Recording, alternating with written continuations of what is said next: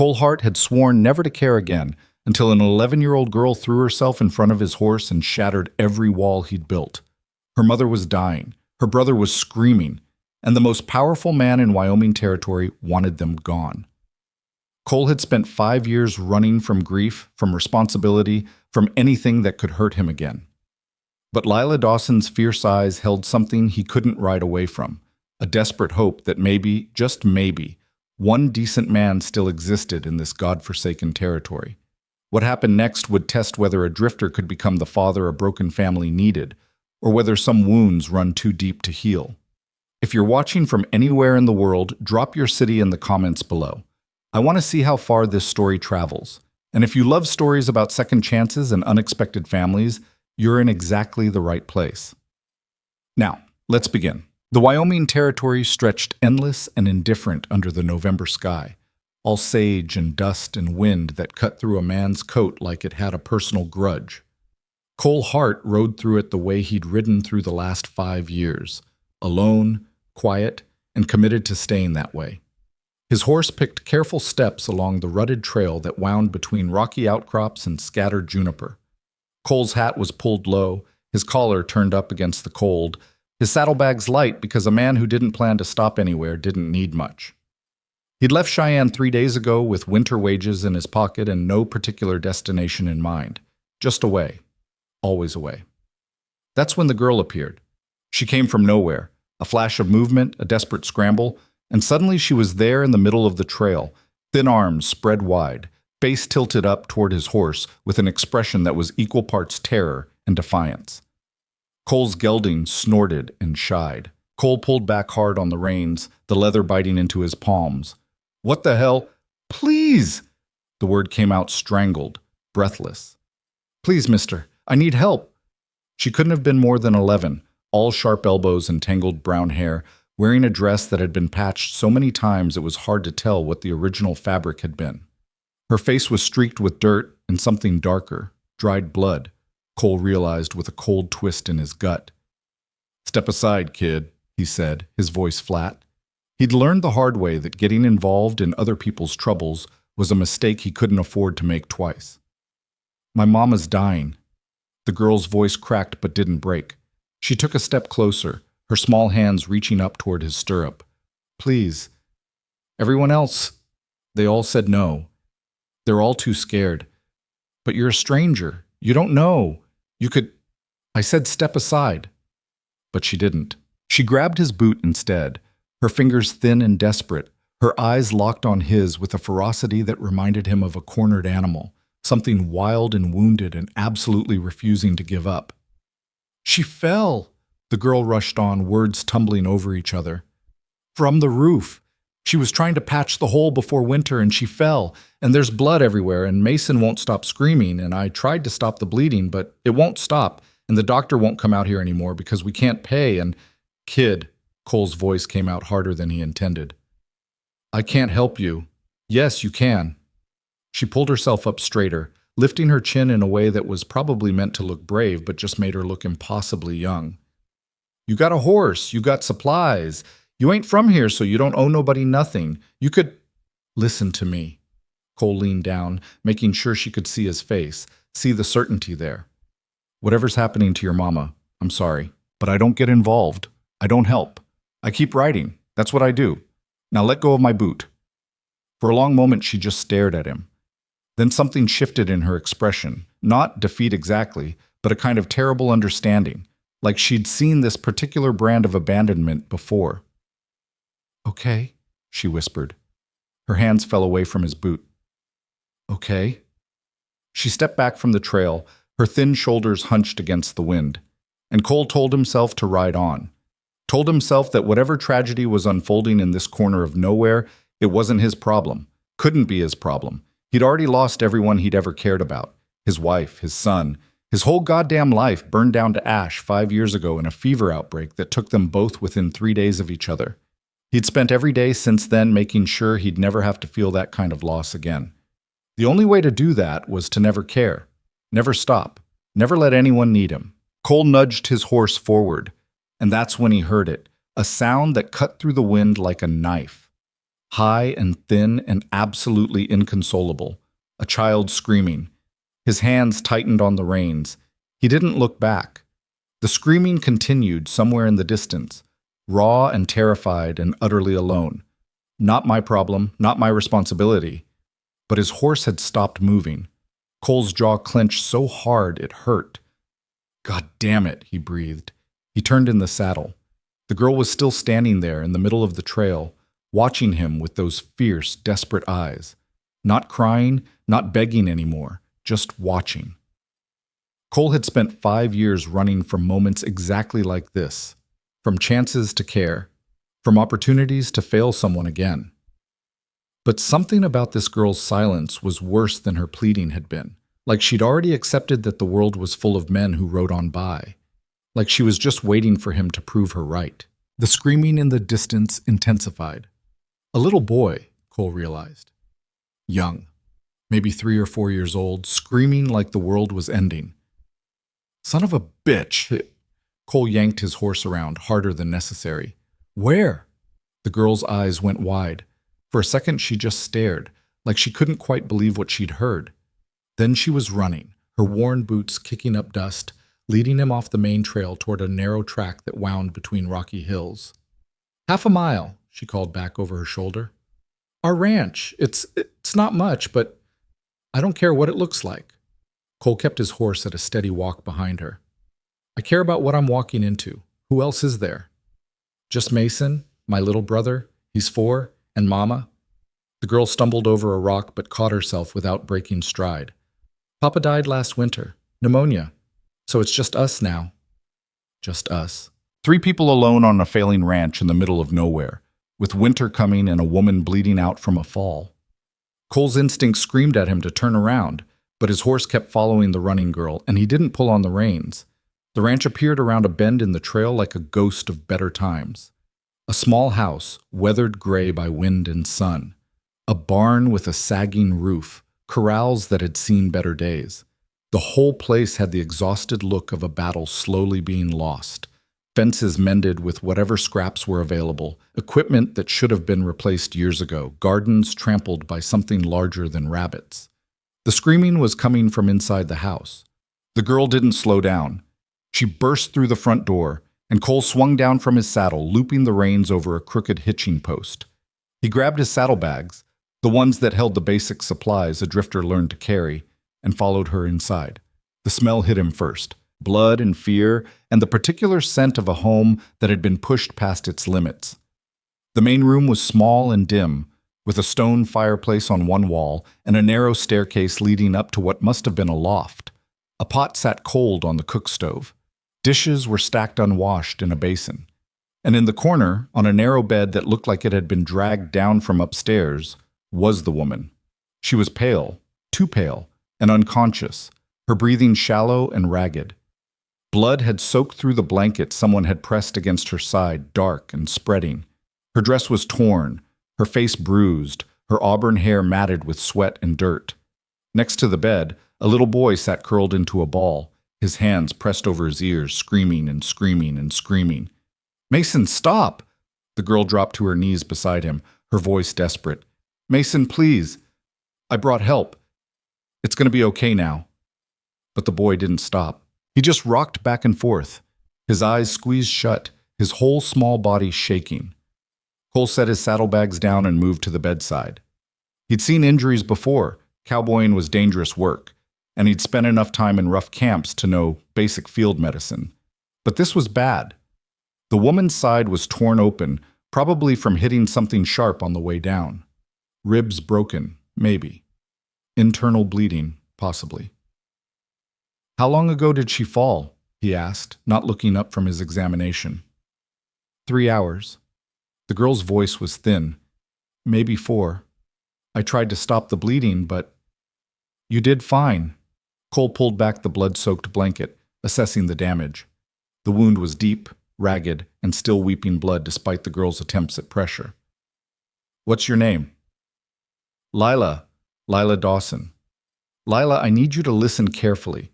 I'm going to try to stop this bleeding, but your mama needs a doctor. Where's the nearest town?" "Elkhorn, 8 miles east." Lila's hands twisted in her skirt. But the doctor won't come. Mr. Crow told him not to. Cole's hands stilled. Who's Mr. Crow? Silas Crow. He owns most of the land around here. He wants our ranch, says we can't keep it running without Papa, and he's probably right, but Mama won't sell. So he... Lila's voice dropped to a whisper. He bought our debt at the bank. And now he's just waiting for us to fail so he can take it. Cole's jaw tightened. He'd met men like Silas Crow before, men who saw other people's suffering as opportunity, men who understood that fear was cheaper than fair dealing. And the doctor works for Crow? The doctor works for whoever pays him. And right now, that ain't us. Lila looked down at her mother's pale face. Nobody in the territory will help us anymore. They're all too scared of what Crow might do. In the corner, Mason's screaming had dissolved into hiccuping sobs. Cole glanced at the boy, small, terrified, traumatized by whatever he'd seen when his mother fell. 4 years old and already learning that the world was a dangerous place where mothers bled and strangers didn't stop. Not my problem, not my responsibility. But Cole's hands were already moving, pulling supplies from his saddlebags.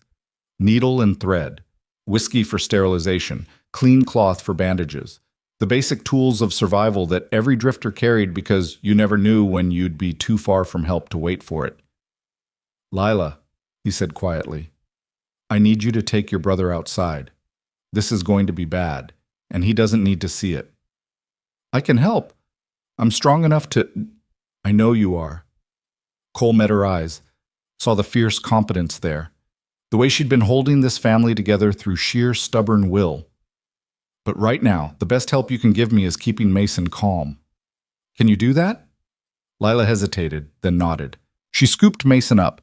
He was small enough that she could still carry him, though just barely, and headed for the door.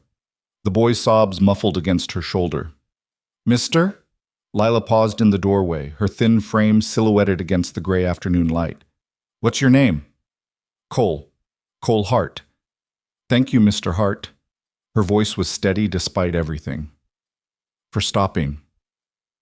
Then she was gone, and Cole was alone with the unconscious woman and the choice he'd just made. He poured whiskey over his hands, over the needle, over the wound itself. The woman, Evelyn Dawson, he assumed, didn't even flinch. That wasn't a good sign. Cole had seen men slip away from injuries less severe than this, seen them fade out so quietly you didn't realize they were gone until you checked for a pulse. Don't you dare, he muttered, threading the needle. Don't you dare leave those kids alone. The stitching took 20 minutes. Cole worked carefully, methodically, the way he'd learned from an old camp cook who'd served as a field medic in the war. Small stitches, close together, pulling the torn flesh back into alignment. The wound was deep enough that he had to work in layers, muscle first, then skin. Blood soaked his hands. His back ached from bending over the low bed. And the whole time, a voice in his head kept asking what the hell he thought he was doing, getting involved in this disaster, tying himself to people who would only drag him down or break his heart, or both. But his hands kept working. When the stitching was done, he bandaged the wound with clean cloth, wrapping it tight around Evelyn's ribs. Then he checked her pulse, thready but present, and her breathing, shallow but steady. She'd lost a lot of blood, too much probably, and even if the external bleeding stopped, there could be internal damage he couldn't see or fix. She needed a real doctor. Cole stood, his knees cracking, and looked around the small house. There were signs of poverty everywhere, in the mended curtains, the worn furniture, the empty pantry shelves visible through the kitchen doorway. But there were also signs of love. Children's drawings pinned to the wall, a carefully tended herb garden visible through the window, a man's coat hanging by the door, kept even though its owner was dead because some losses you couldn't quite bring yourself to acknowledge. This family had been fighting hard to survive, and losing. Cole walked to the door and stepped outside. Lila was sitting on the front steps with Mason in her lap, singing something soft and tuneless. The boy had stopped crying, though his face was still blotchy and his breathing hitched every few seconds. She's stable, Cole said. For now, but she needs a doctor, Lila, a real one. Lila looked up at him with those fierce, desperate eyes. Dr. Brennan won't come. I already asked. Then I'll make him come. Cole moved toward his horse, But Lila was on her feet in an instant, Mason clinging to her like a burr. "You can't. Mr. Crow will— I don't give a damn what Mr. Crow will do." Cole swung into the saddle, gathering the reins. "I'll be back before dark. There's food in my saddlebags, bread and dried beef. Make sure your brother eats something. And if your mama's condition changes, if she wakes up or gets worse, you come find me on the Elkhorn Road. Understand?" Lila nodded slowly, something like hope flickering in her expression. Cole turned his horse toward the trail, then paused. "One more thing. What did Mason see when your mama fell?" Lila's face went tight. "Everything. She was on the roof, and she slipped, and Mason was right there in the yard, and he saw her hit the ground, and he saw all the blood, and he hasn't said a word since, just screaming." Cole's chest tightened. 4 years old, the same age his son had been when the fever took him. Old enough to understand that something terrible had happened, but too young to make sense of it. Old enough for nightmares that would last years. "Keep him close," Cole said quietly. "And Lila, you did good today. Better than most grown men would have done." Then he was riding, pushing his horse into a canter, putting distance between himself and the choice he'd just made. But even as the Dawson Ranch disappeared behind him, Cole knew the truth. He'd already stopped running. The ride to Elkhorn took an hour through country that grew rougher the farther east he went. The trail wound through rocky hills and scattered pine, past abandoned homesteads and the burned-out shells of dreams that hadn't survived the harsh territory. Cole kept his horse at a steady pace, watching for trouble out of habit. The sun was low on the horizon by the time the town appeared, a cluster of weathered buildings huddled around a single dusty street. Elkhorn was the kind of frontier town that existed because someone had found water and decided that was reason enough to stay. A general store, a saloon, a livery stable, a few other structures that might have been homes or businesses or both. And at the end of the street, a small house with a shingle hanging out front. Dr. Samuel Brennan, physician. Cole tied his horse outside and knocked hard on the door. No answer. He knocked again, harder. "Dr. Brennan, open up." Still nothing. Cole tried the handle, unlocked, and pushed inside. The front room was set up as a medical office, with an examination table, glass-fronted cabinets full of bottles and instruments, and the particular smell of carbolic and ether that meant someone here actually knew medicine. But the room was empty, the lamp unlit, the stove cold. "He ain't here." Cole turned. A man stood in the doorway, older, weathered, wearing a shopkeeper's apron. His expression was wary, the kind of wariness that came from living in a place where asking questions could be dangerous. "Where is he?" Cole asked. "Gone to the Crow Ranch. One of the hands got kicked by a horse." The shopkeeper's eyes flicked over Cole, assessing. "You need a doctor?" "I need this doctor. When will he be back?" "Tomorrow, maybe. Day after, if Silas decides he needs tending." The shopkeeper paused. "You're not from around here." It wasn't a question. Cole ignored it. "There's a woman 8 miles west, Evelyn Dawson. She's badly hurt and she needs—" Evelyn Dawson. The shopkeeper's expression closed down immediately. "Can't help you there, friend." "I'm not asking you to help. I'm asking the doctor to do his job." "The doctor does what Silas Crow allows him to do. And Silas has made it real clear. Nobody helps the Dawsons. Not anymore." The shopkeeper stepped back toward the door. "You want my advice? Ride on. Whatever you think you're getting into, it's worse than you know." Cole's hands clenched at his sides. "A woman is dying. Lots of people die out here. That's the territory. You can't save them all, and trying just gets you hurt." The shopkeeper glanced over his shoulder like he was checking to see if anyone had overheard. "Look, I'm sorry about Evelyn. She's a good woman. But her husband borrowed money he couldn't pay back, and Silas Crow owns that debt now. He wants that ranch, and he's going to get it. That's just how things work around here." "And everyone's fine with that?" "Everyone's smart enough not to make enemies of the most powerful man in the territory." The shopkeeper met Cole's eyes. "You should be too." Then he was gone, disappearing back toward the general store, leaving Cole standing in the empty doctor's office with the understanding that he just walked into something more complicated than a woman with a medical emergency. This was a town living under someone's thumb, a place where fear had replaced community, where people looked the other way because getting involved meant putting yourself in Silas Crow's crosshairs. Cole knew what the smart thing to do was. Ride back to the Dawson Ranch, tell Lila he'd tried, and then keep going. Leave these people to their own problems, protect himself from another round of loss and grief. But when he closed his eyes, he saw Lila's fierce, desperate face, heard Mason's terrified screaming, saw Evelyn bleeding out in that narrow bed. God damn it, Cole breathed. He walked out of the doctor's office and headed for the general store. If the doctor wouldn't come, he'd need supplies, bandages, medicine, anything that might keep Evelyn alive until he could figure out another solution. The shopkeeper looked up when Cole entered, his expression wary. Thought you'd be riding on. I need supplies. Cole pulled coins from his pocket. Bandages, willow bark, laudanum, if you have it. I have it. The shopkeeper didn't move. But I can't sell it to you. Can't or won't? Both. The man's voice dropped. Look, I told you Silas Crow doesn't want anyone helping the Dawsons. If I sell you medicine and he finds out, he'll make sure I regret it. I got a family to think about. Cole set the coins on the counter, more than enough to cover the supplies twice over. So do I. Now. For a long moment, the shopkeeper just stared at him. Then he sighed, a deep, tired sound, and started gathering supplies from the shelves behind the counter. You're making a mistake, he said quietly as he wrapped the items in brown paper. Silas Crow doesn't forget, and he doesn't forgive. I'll keep that in mind. Cole took the package and headed for the door. Hey! The shopkeeper's voice stopped him. What's your name? So I know who to tell them was stupid enough to cross Silas Crow. Cole looked back. Cole Hart. And I'm not crossing anyone. I'm just trying to keep a woman from dying. Out here, sometimes there's no difference. The ride back to the Dawson Ranch took longer than the ride out, darkness falling fast and the temperature dropping with it.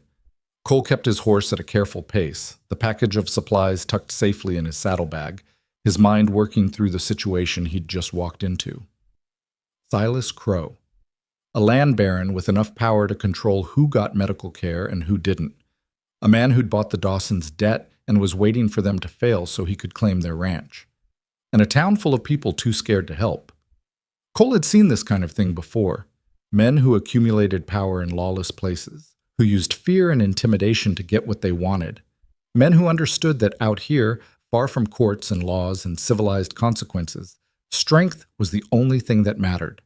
The smart move was still to walk away, to deliver the supplies, make sure Evelyn was stable, and then ride on before Crow even knew he existed. But Cole had stopped making smart moves the moment he'd turned his horse around for a desperate girl in the middle of a trail.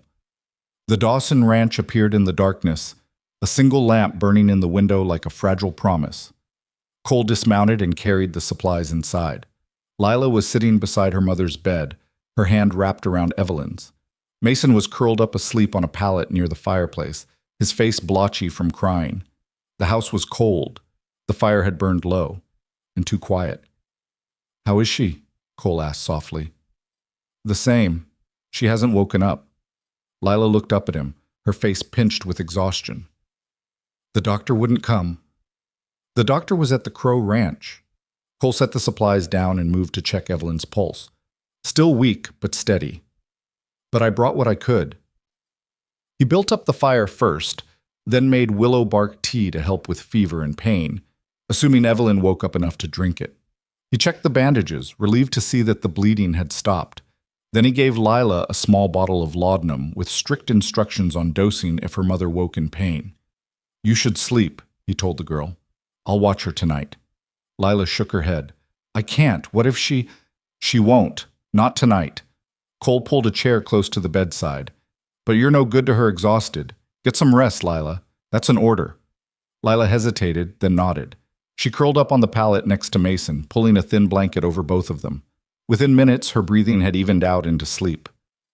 Cole sat in the chair and watched the woman in the bed struggle for each breath.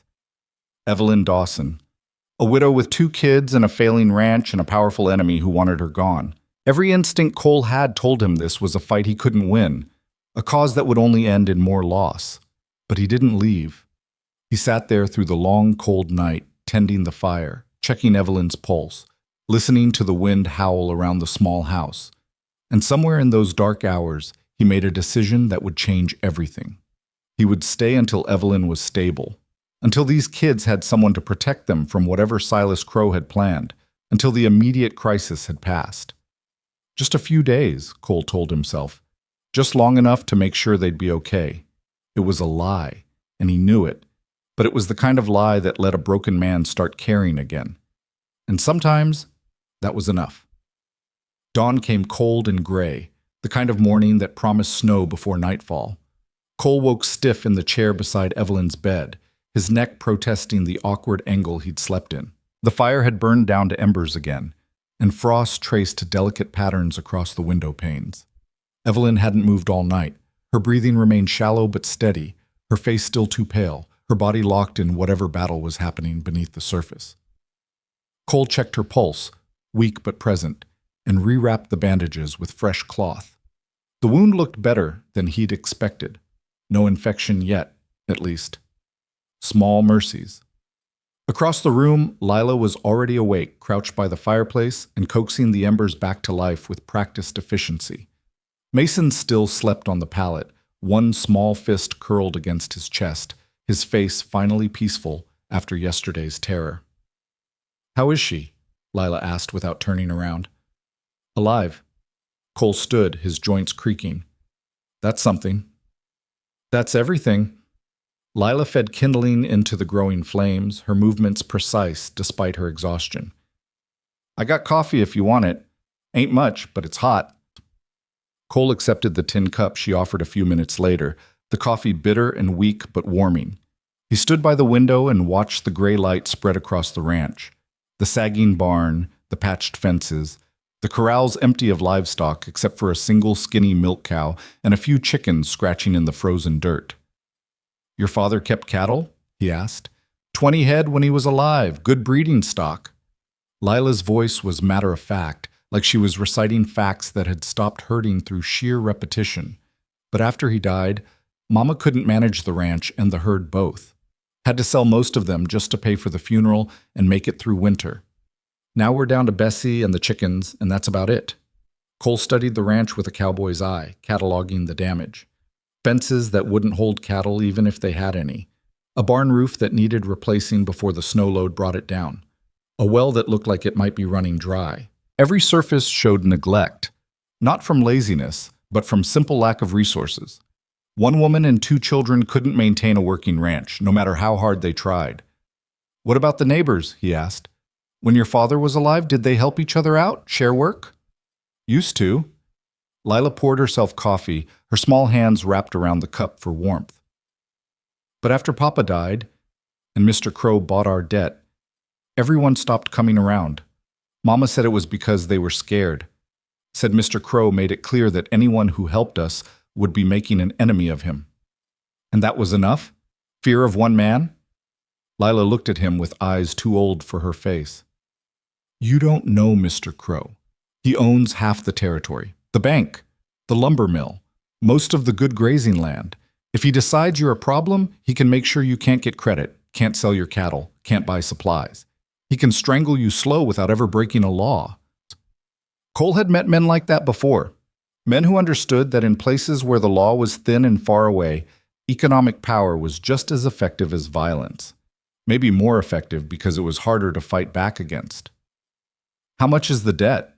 he asked. $1,200. Papa borrowed it 3 years ago to buy breeding stock and make improvements. He was going to pay it back over time, but then he got sick and... Lila's voice trailed off. "Mr. Crow bought the note from the bank 6 months ago. Says we got until the end of January to pay in full, or he takes the ranch." 2 months. Less than 2 months for a widow and 2 children to come up with $1,200 when they couldn't even afford a doctor's visit. It was impossible, and Silas Crow knew it. Cole drained his coffee and set the cup down. "I need to check the property, see what kind of shape things are in." "Why?" Lila's voice was wary. "You staying?" "For now." The words came out before Cole could stop them, before his better judgment could override the decision. "Until your mama's back on her feet, at least."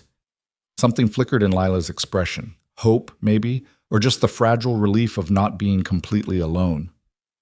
"We can't pay you." "I know." "And Mr. Crow?" "I'll handle Mr. Crow if it comes to that." Cole moved toward the door, pulling his coat tight against the cold. You stay with your mama. I'll be back in a couple hours. Outside, the wind cut through his coat like it was made of paper. Cole walked the property systematically, noting everything that needed repair, everything that had already failed, everything that was one bad winter away from complete collapse. The barn roof sagged dangerously in the middle. The fences were held together with wire and hope. The well pump groaned when he tested it, coughing up water that smelled faintly of iron. This place was dying. Had been dying for months, maybe years. And Silas Crow was just waiting for it to finish falling apart so he could claim the corpse.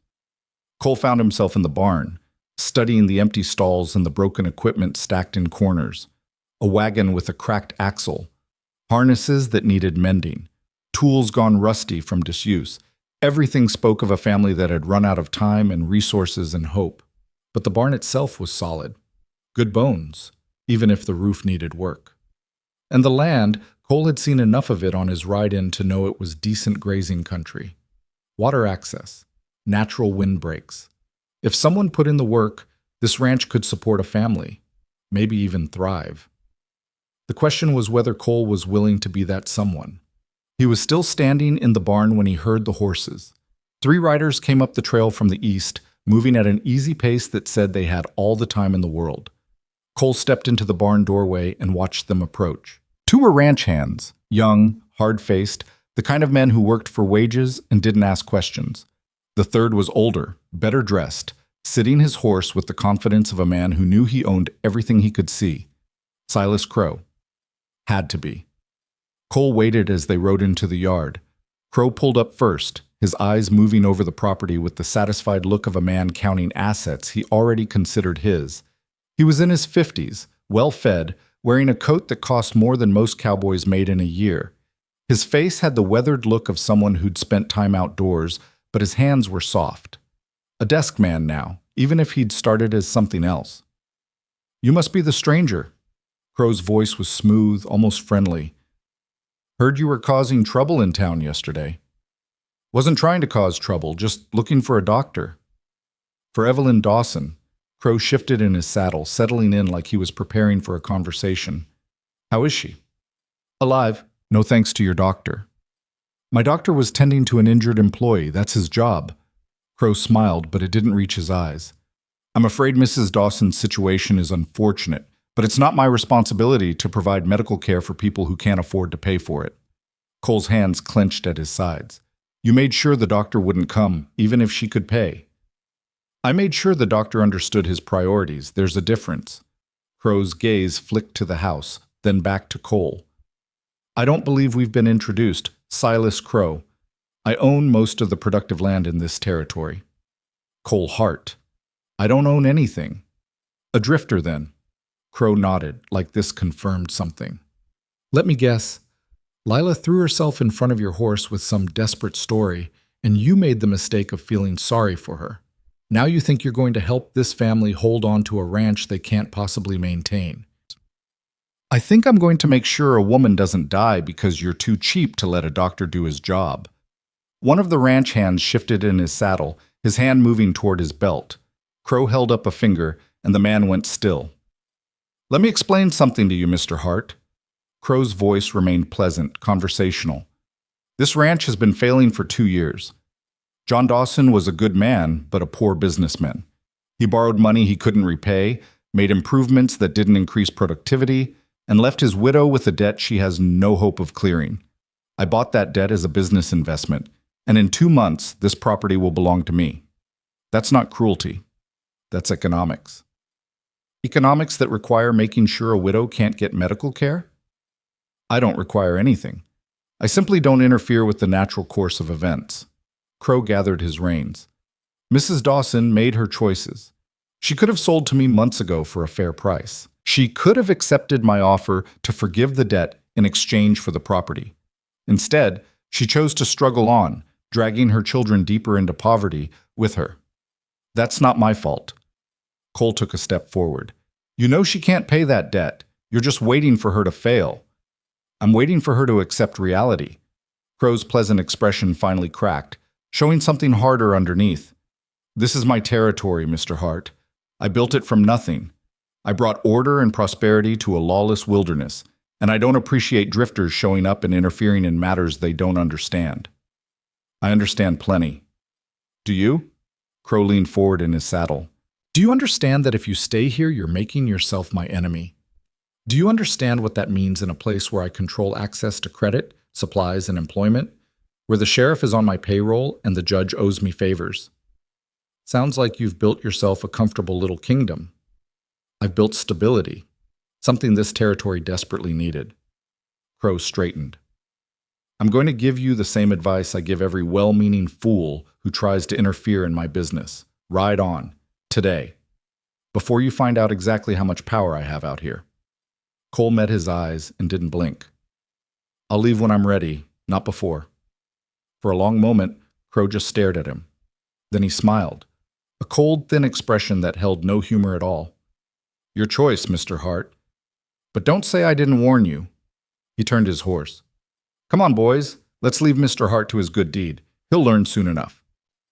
They rode off at the same easy pace they'd arrived, disappearing down the trail toward town. Cole watched until they were out of sight, then released a breath he hadn't realized he was holding. He'd just made an enemy of the most powerful man in the territory. Smart move, Hart. Real smart. But when he turned back toward the house and saw Lila watching from the window, her thin face pressed against the glass, he couldn't bring himself to regret it. The next 3 days fell into a rhythm. Cole worked from dawn until dark, tackling the most urgent repairs.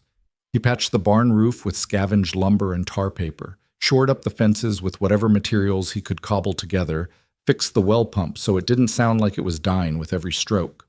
Hard, physical labor that left his muscles aching and his hands blistered. It felt good. Felt purposeful in a way nothing had felt for 5 years. Evelyn remained unconscious, her body fighting whatever battle raged inside. Cole changed her bandages twice a day, forced water between her lips when he could, and watched for signs of fever or infection. Lila helped when she could, her small hands surprisingly steady as she held basins and fetched fresh cloth. You're good at this, Cole told her on the third afternoon as they worked together to clean the wound. Medical work, I mean. You got a steady hand. Lila kept her eyes on her task. Mama taught me. Said out here, you never know when you'll need to tend injuries yourself. Doctors too far away to count on. Your mama sounds like a practical woman. She's tough, tougher than most men I've met. Lila's voice was fierce. She'll beat this. She has to. Cole didn't answer. He'd seen tough people succumb to less severe injuries, seen strong men give up and slip away because their bodies had reached the limit of what they could endure. But he didn't say that to Lila. She needed hope more than she needed honesty. Mason remained a ghost in his own home.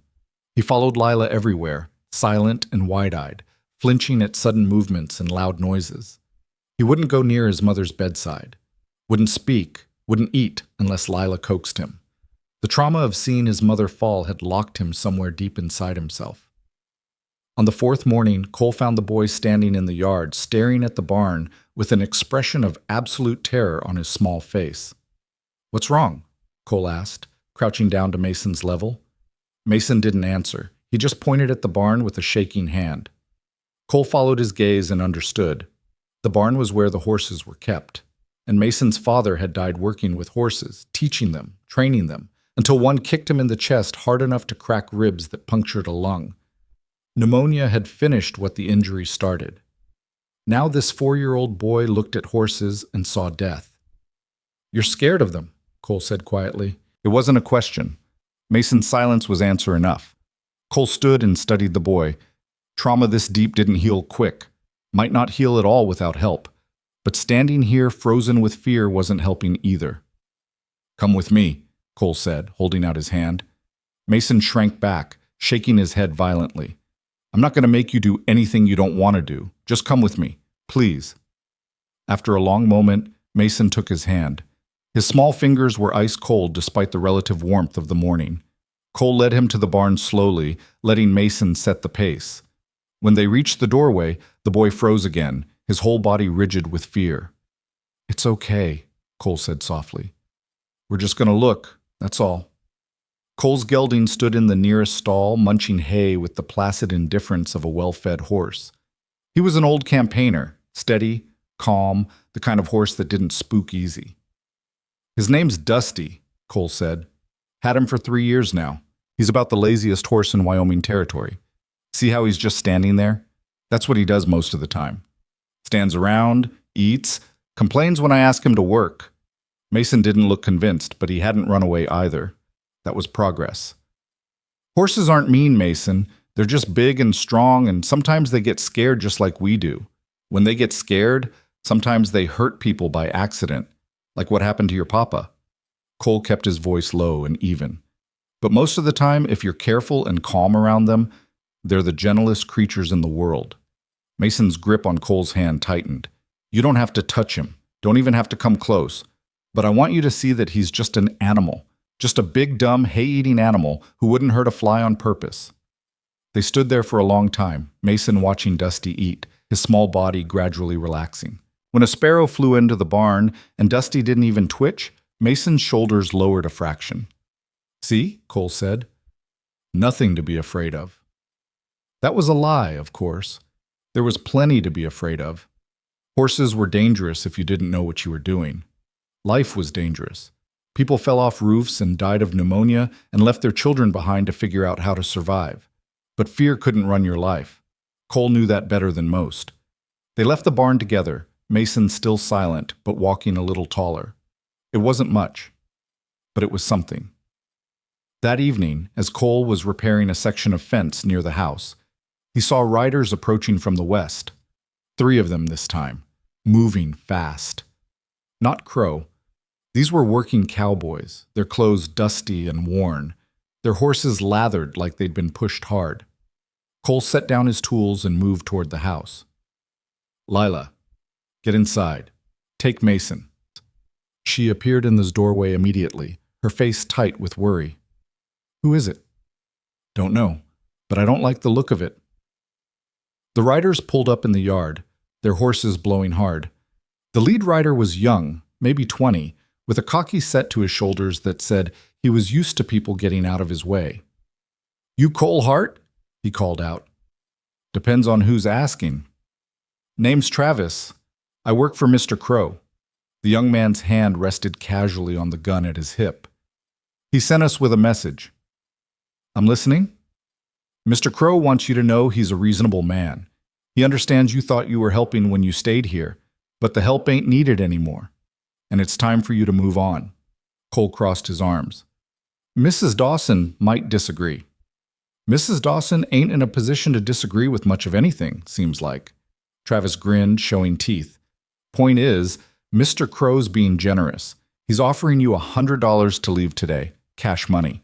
That's more than you'd make in 3 months cowboying. Tell Mr. Crow I appreciate the offer, but I'll be staying. The grin faded. That wasn't a negotiation, Hart. That was a courtesy. Next time, we won't be so polite.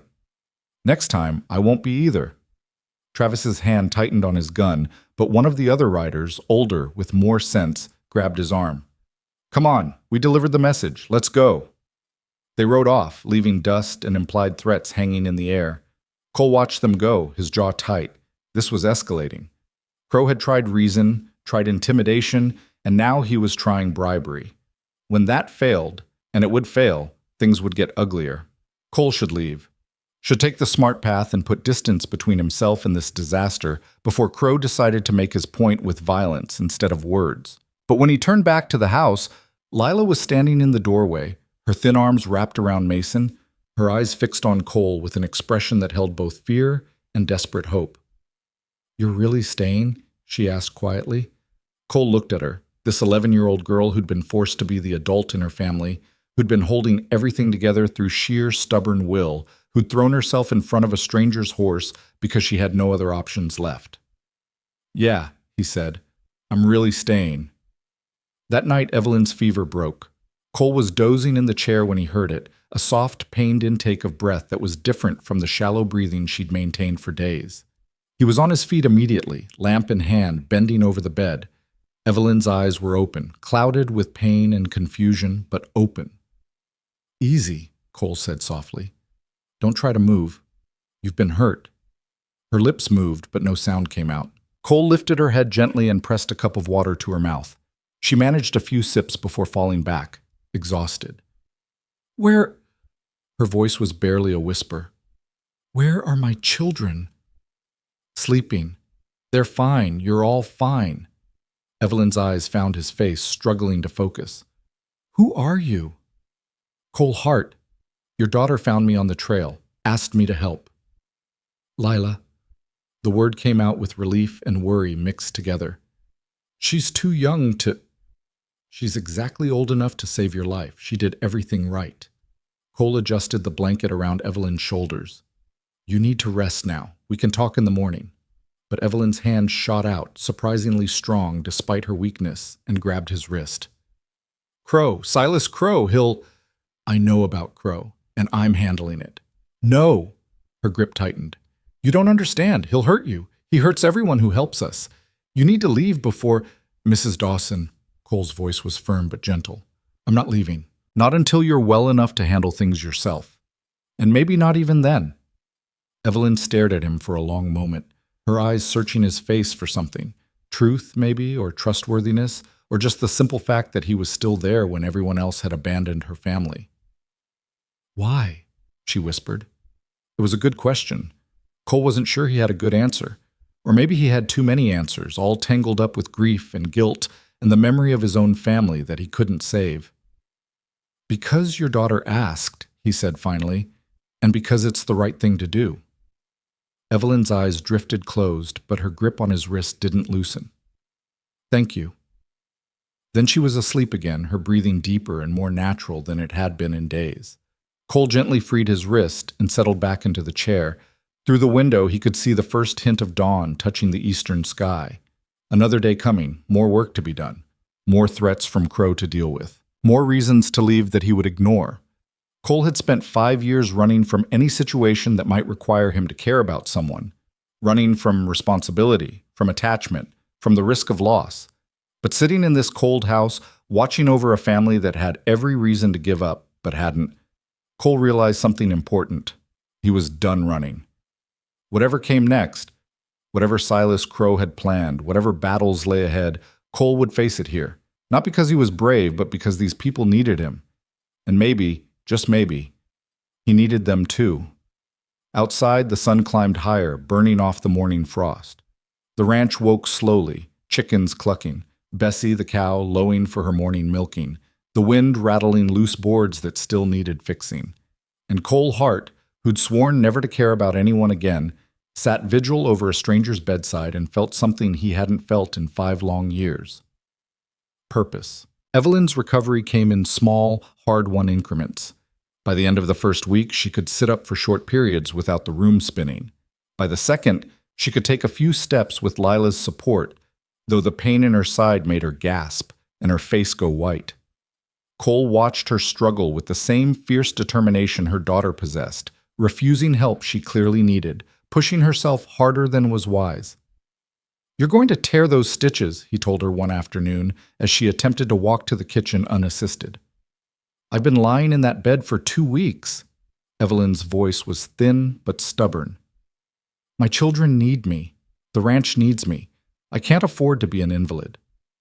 You can't afford to make yourself worse either. Cole took her elbow, steadying her when she swayed.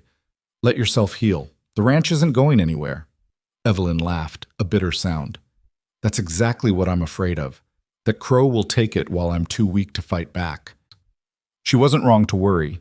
Cole had seen Crow's men riding the property line almost daily now, always at a distance, always just watching, letting their presence be known, reminding everyone that the clock was still ticking on that debt, and when it ran out, this land would change hands whether Evelyn Dawson was ready or not.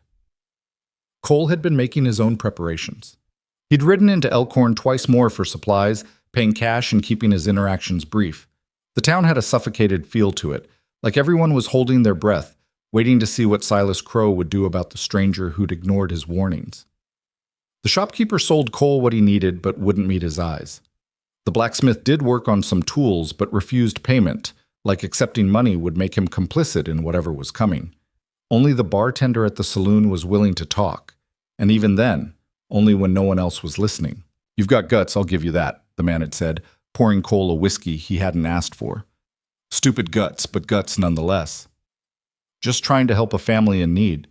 That's what the last 3 men who crossed Crow said. One left the territory with a broken arm. One lost his job and his credit at every store within 50 miles. The third one's ranch burned down under mysterious circumstances. The bartender had leaned in close. Crow don't lose, friend, and he don't forget. Whatever you think you're doing out there, it ain't gonna end well. Cole had finished the whiskey and left without responding. Because the bartender was probably right. This wasn't a fight Cole could win, not in any conventional sense. Crow had money, power, and the weight of an entire corrupted system behind him. But Cole wasn't trying to win. He was just trying to buy time. The breakthrough with Mason came on a cold morning 3 weeks after Cole's arrival. The boy had been gradually getting braver around the barn, occasionally venturing inside when Cole was working, watching from a safe distance as the big gelding ate and dozed, and generally proved himself to be as dangerous as a sack of oats. This particular morning, Cole was repairing a stall door when he heard soft footsteps behind him. He didn't turn around, didn't acknowledge the presence, just kept working. Mason had learned to trust silence more than words. After a few minutes, a small voice said, "He's big." Cole's hand stilled on the latch he was fixing. It was the first time Mason had spoken in nearly a month, the first real words since watching his mother fall. "Yeah," Cole said carefully, keeping his tone casual. "He is. About 16 hands. That's how you measure horses. From the ground to their shoulder. Does he bite?" "Not unless you stick your fingers in his mouth. And even then, he'd probably just gum them a little. He's getting old, like me, losing his edge." A pause, then, "Mama's getting better." "She is, thanks to your sister taking such good care of her. And you." Mason's voice was barely above a whisper. "Lila says you saved Mama's life." Cole set down his tools and turned slowly. Mason stood in the barn doorway, backlit by weak winter sun, his small frame tense like he was ready to bolt at any second. "Your sister's the one who saved her," Cole said. "I just helped a little. Papa died." It wasn't a question, just a statement of fact delivered in a child's matter-of-fact voice that somehow made it more heartbreaking. "I know, I'm sorry. Lila says horses didn't mean to hurt Papa, says it was an accident." "That's right. Horses don't understand how strong they are sometimes. They get spooked or scared and they react without thinking, and sometimes people get hurt. But it's not because they're mean or bad. It's just because they're horses." Mason took a tentative step into the barn. Then another.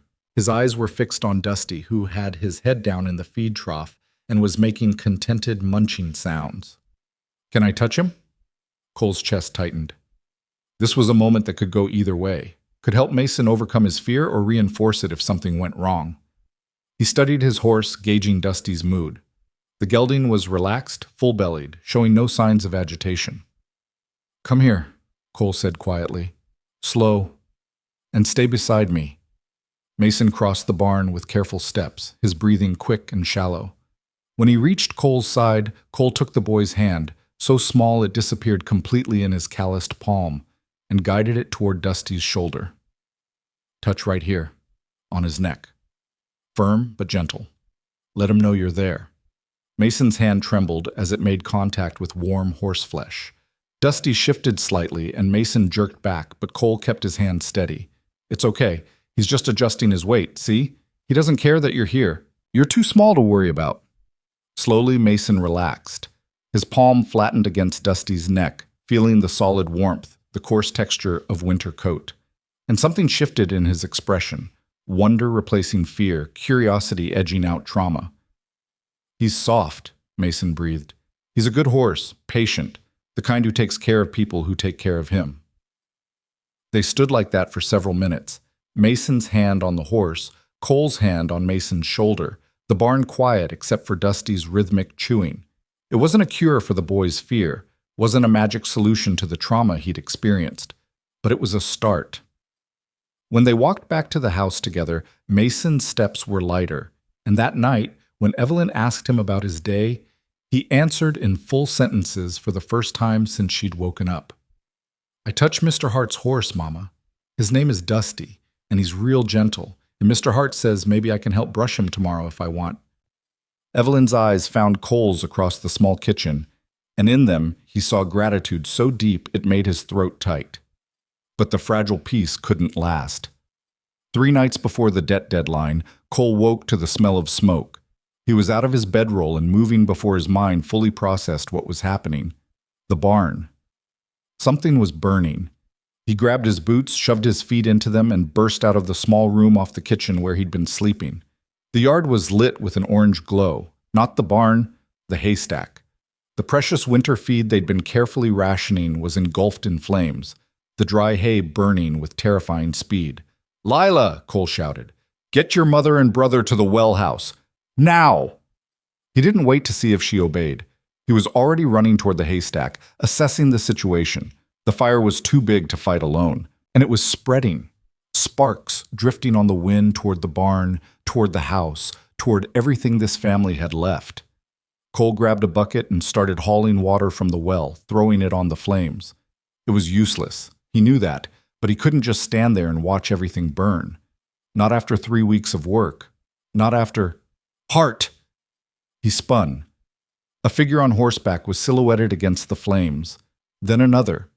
Then 3 more. Neighbors. People Cole had never seen before were riding into the yard, dismounting, grabbing buckets and shovels and blankets. "The barn!" someone shouted.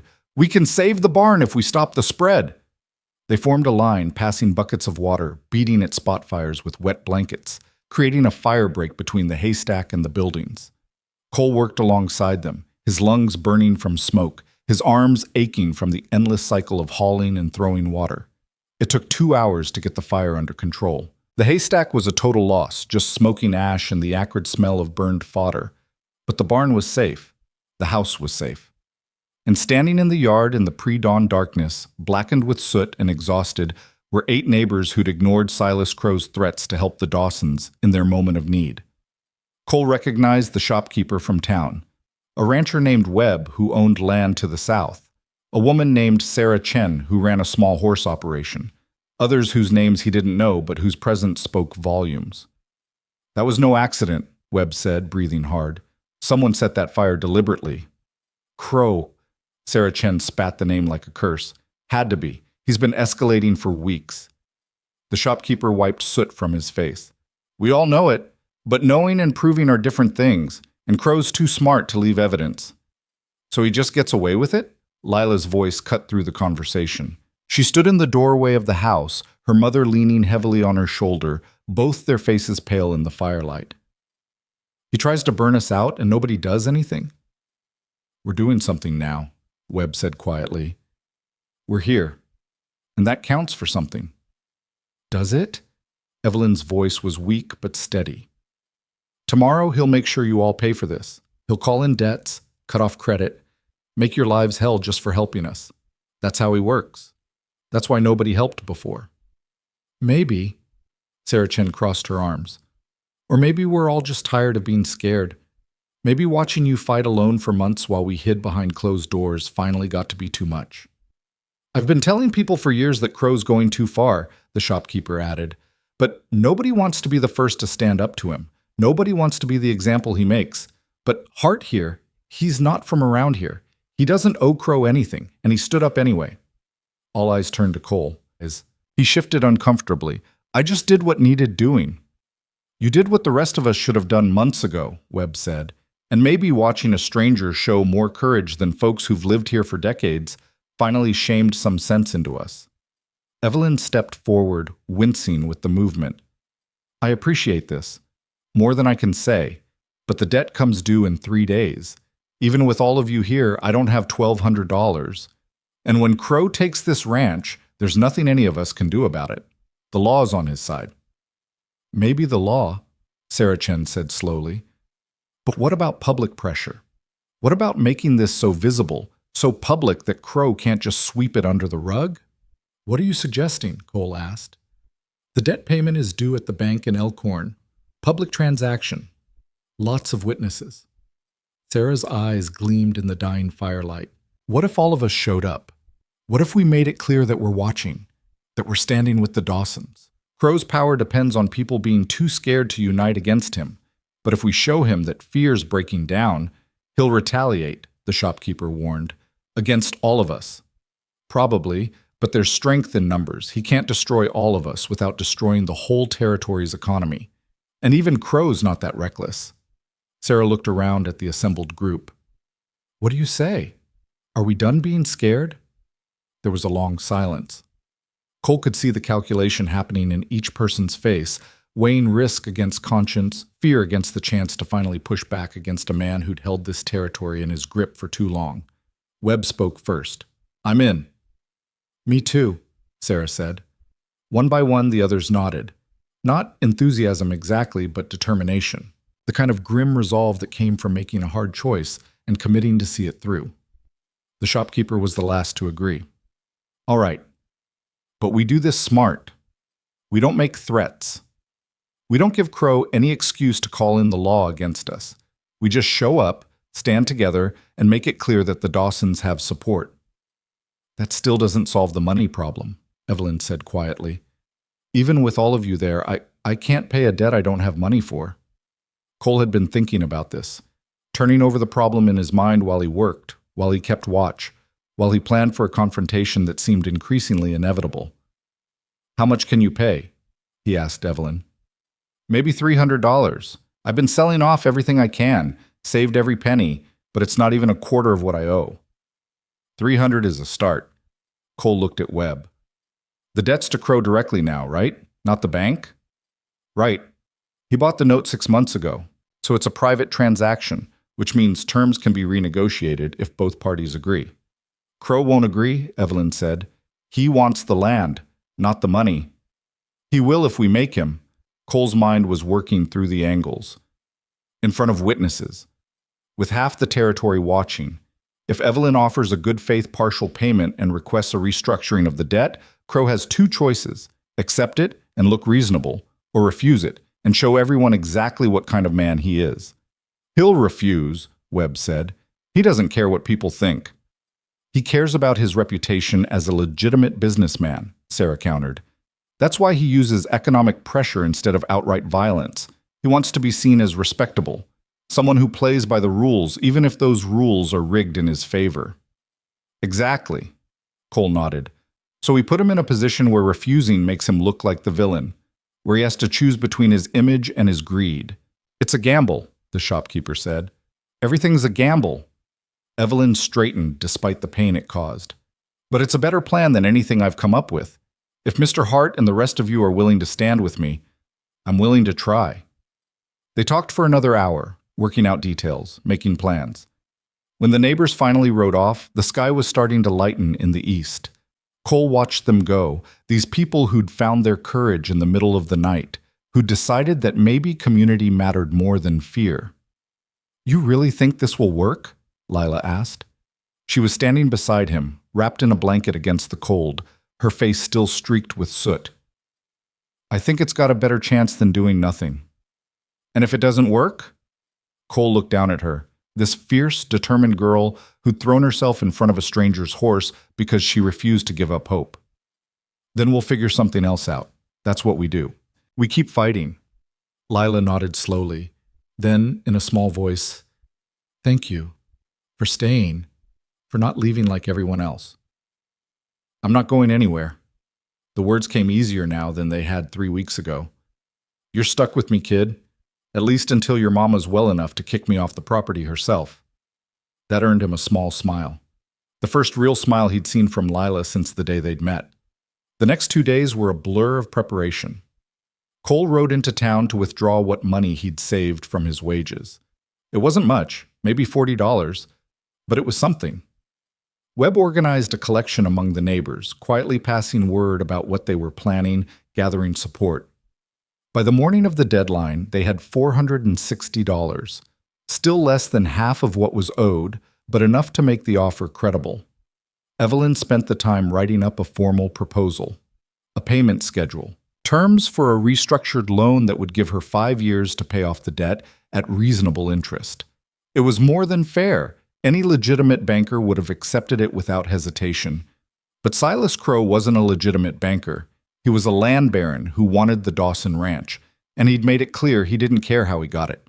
On the morning the debt came due, Cole helped Evelyn into the wagon. She was still weak, still moving carefully to avoid pain from her healing ribs, but there was steel in her spine. Lila and Mason climbed in beside her, both scrubbed clean and dressed in their best clothes. This was a formal occasion, a public stand. They rode into Elkhorn together, the wagon wheels crunching on frozen ground.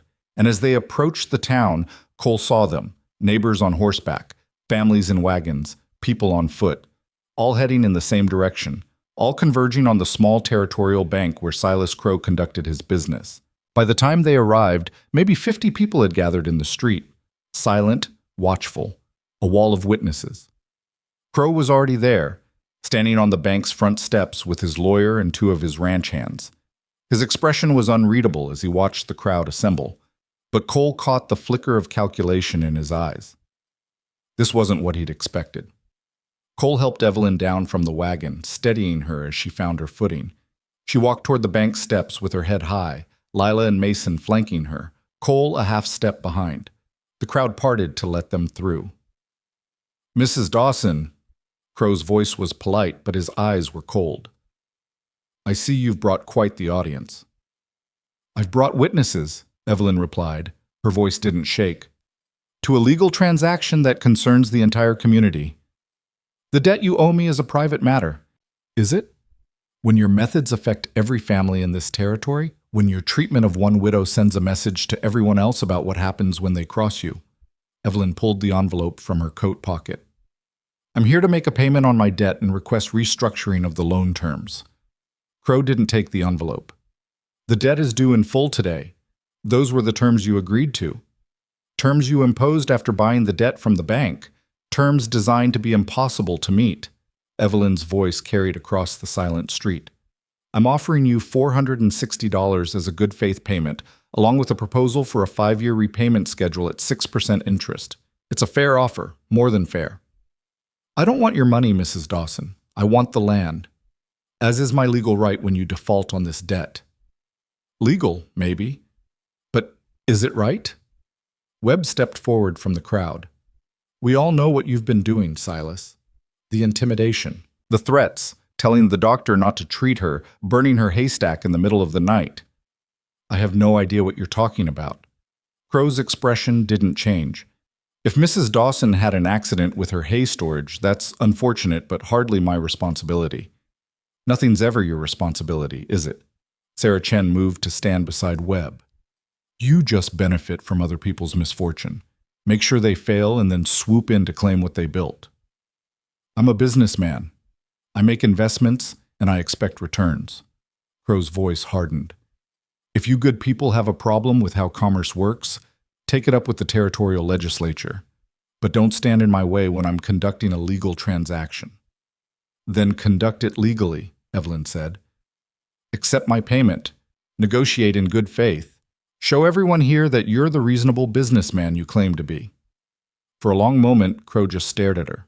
The street was so quiet, Cole could hear the wind rustling through bare branches. 50 pairs of eyes watching, waiting to see what Silas Crow would do when he couldn't hide behind closed doors and private threats. "No," Crow said finally. "The debt is due in full. You don't have the money. The property is forfeit. That's the law." "The law also allows for renegotiation of private debts," Evelyn countered. "You're choosing not to negotiate, and everyone here will remember that." "Let them remember." Crow descended the steps, moving toward his horse. "You have until sundown to clear your possessions off my land. After that, anything left behind becomes my property." The crowd erupted. Angry voices, protests, people pressing forward. But Crow's ranch hands moved to flank him, hands on their guns, and the crowd stopped. Cole felt Evelyn sag beside him. All that courage, all that hope, and it hadn't been enough. Crow was willing to be the villain, willing to show his true face in front of witnesses because he knew that witnessing wasn't the same as stopping. But then a voice cut through the chaos. "Wait!" Everyone turned. An older man was pushing through the crowd, someone Cole didn't recognize. He was well-dressed, professional-looking, with a leather case under his arm. "Who the hell are you?" Crow demanded. "James Harrison, attorney." The man opened his case and pulled out a sheaf of papers. "I've been authorized by my clients to make an offer on behalf of Mrs. Dawson. I don't care what offer. An offer of $1,200, cash, to purchase the debt from you at face value. Harrison held up the papers. Right here, right now. Legal and binding transfer of the note to a new creditor who's willing to offer Mrs. Dawson the restructuring terms she's requested. Crow's face went red. That's not... Who are your clients? Harrison smiled. A collective investment group made up of concerned citizens. The specifics are in the paperwork. The important thing is the money's real and the offer's legal. Cole looked at Webb, at Sarah, at the shopkeeper. They were all smiling. They'd planned this. The public confrontation had been theater, a way to force Crow to show his hand, but the real solution had been arranged behind the scenes. You can't, Crow sputtered. I don't have to sell. Actually, you do, Harrison said mildly. The note specifies that it can be sold or transferred at the creditor's discretion, but it also includes a standard clause allowing the debtor to arrange for refinancing through a third party, provided the original debt is satisfied in full. These citizens are offering to do exactly that. You can accept their money and walk away whole, or you can refuse and face legal challenges that will tie this up in court for years. Crow's hands clenched into fists. He was cornered, and he knew it. The whole town was watching him lose control of a situation he'd thought he commanded completely. This isn't over, he said, his voice low and dangerous. Yes, it is. Evelyn stepped forward, her voice steady despite the tears streaming down her face. You're beaten, Mr. Crow. You don't own my debt anymore. You don't own my land, and you don't own these people's fear anymore either. She took the papers from Harrison and signed them with a shaking hand. The lawyer counted out cash to Crow, every dollar accounted for in front of witnesses. And just like that, the Dawson Ranch was saved. The crowd erupted in cheers. People pressed forward to congratulate Evelyn, to shake Cole's hand, to celebrate a victory that felt like more than just one family keeping their land. It felt like a community, remembering how to stand together.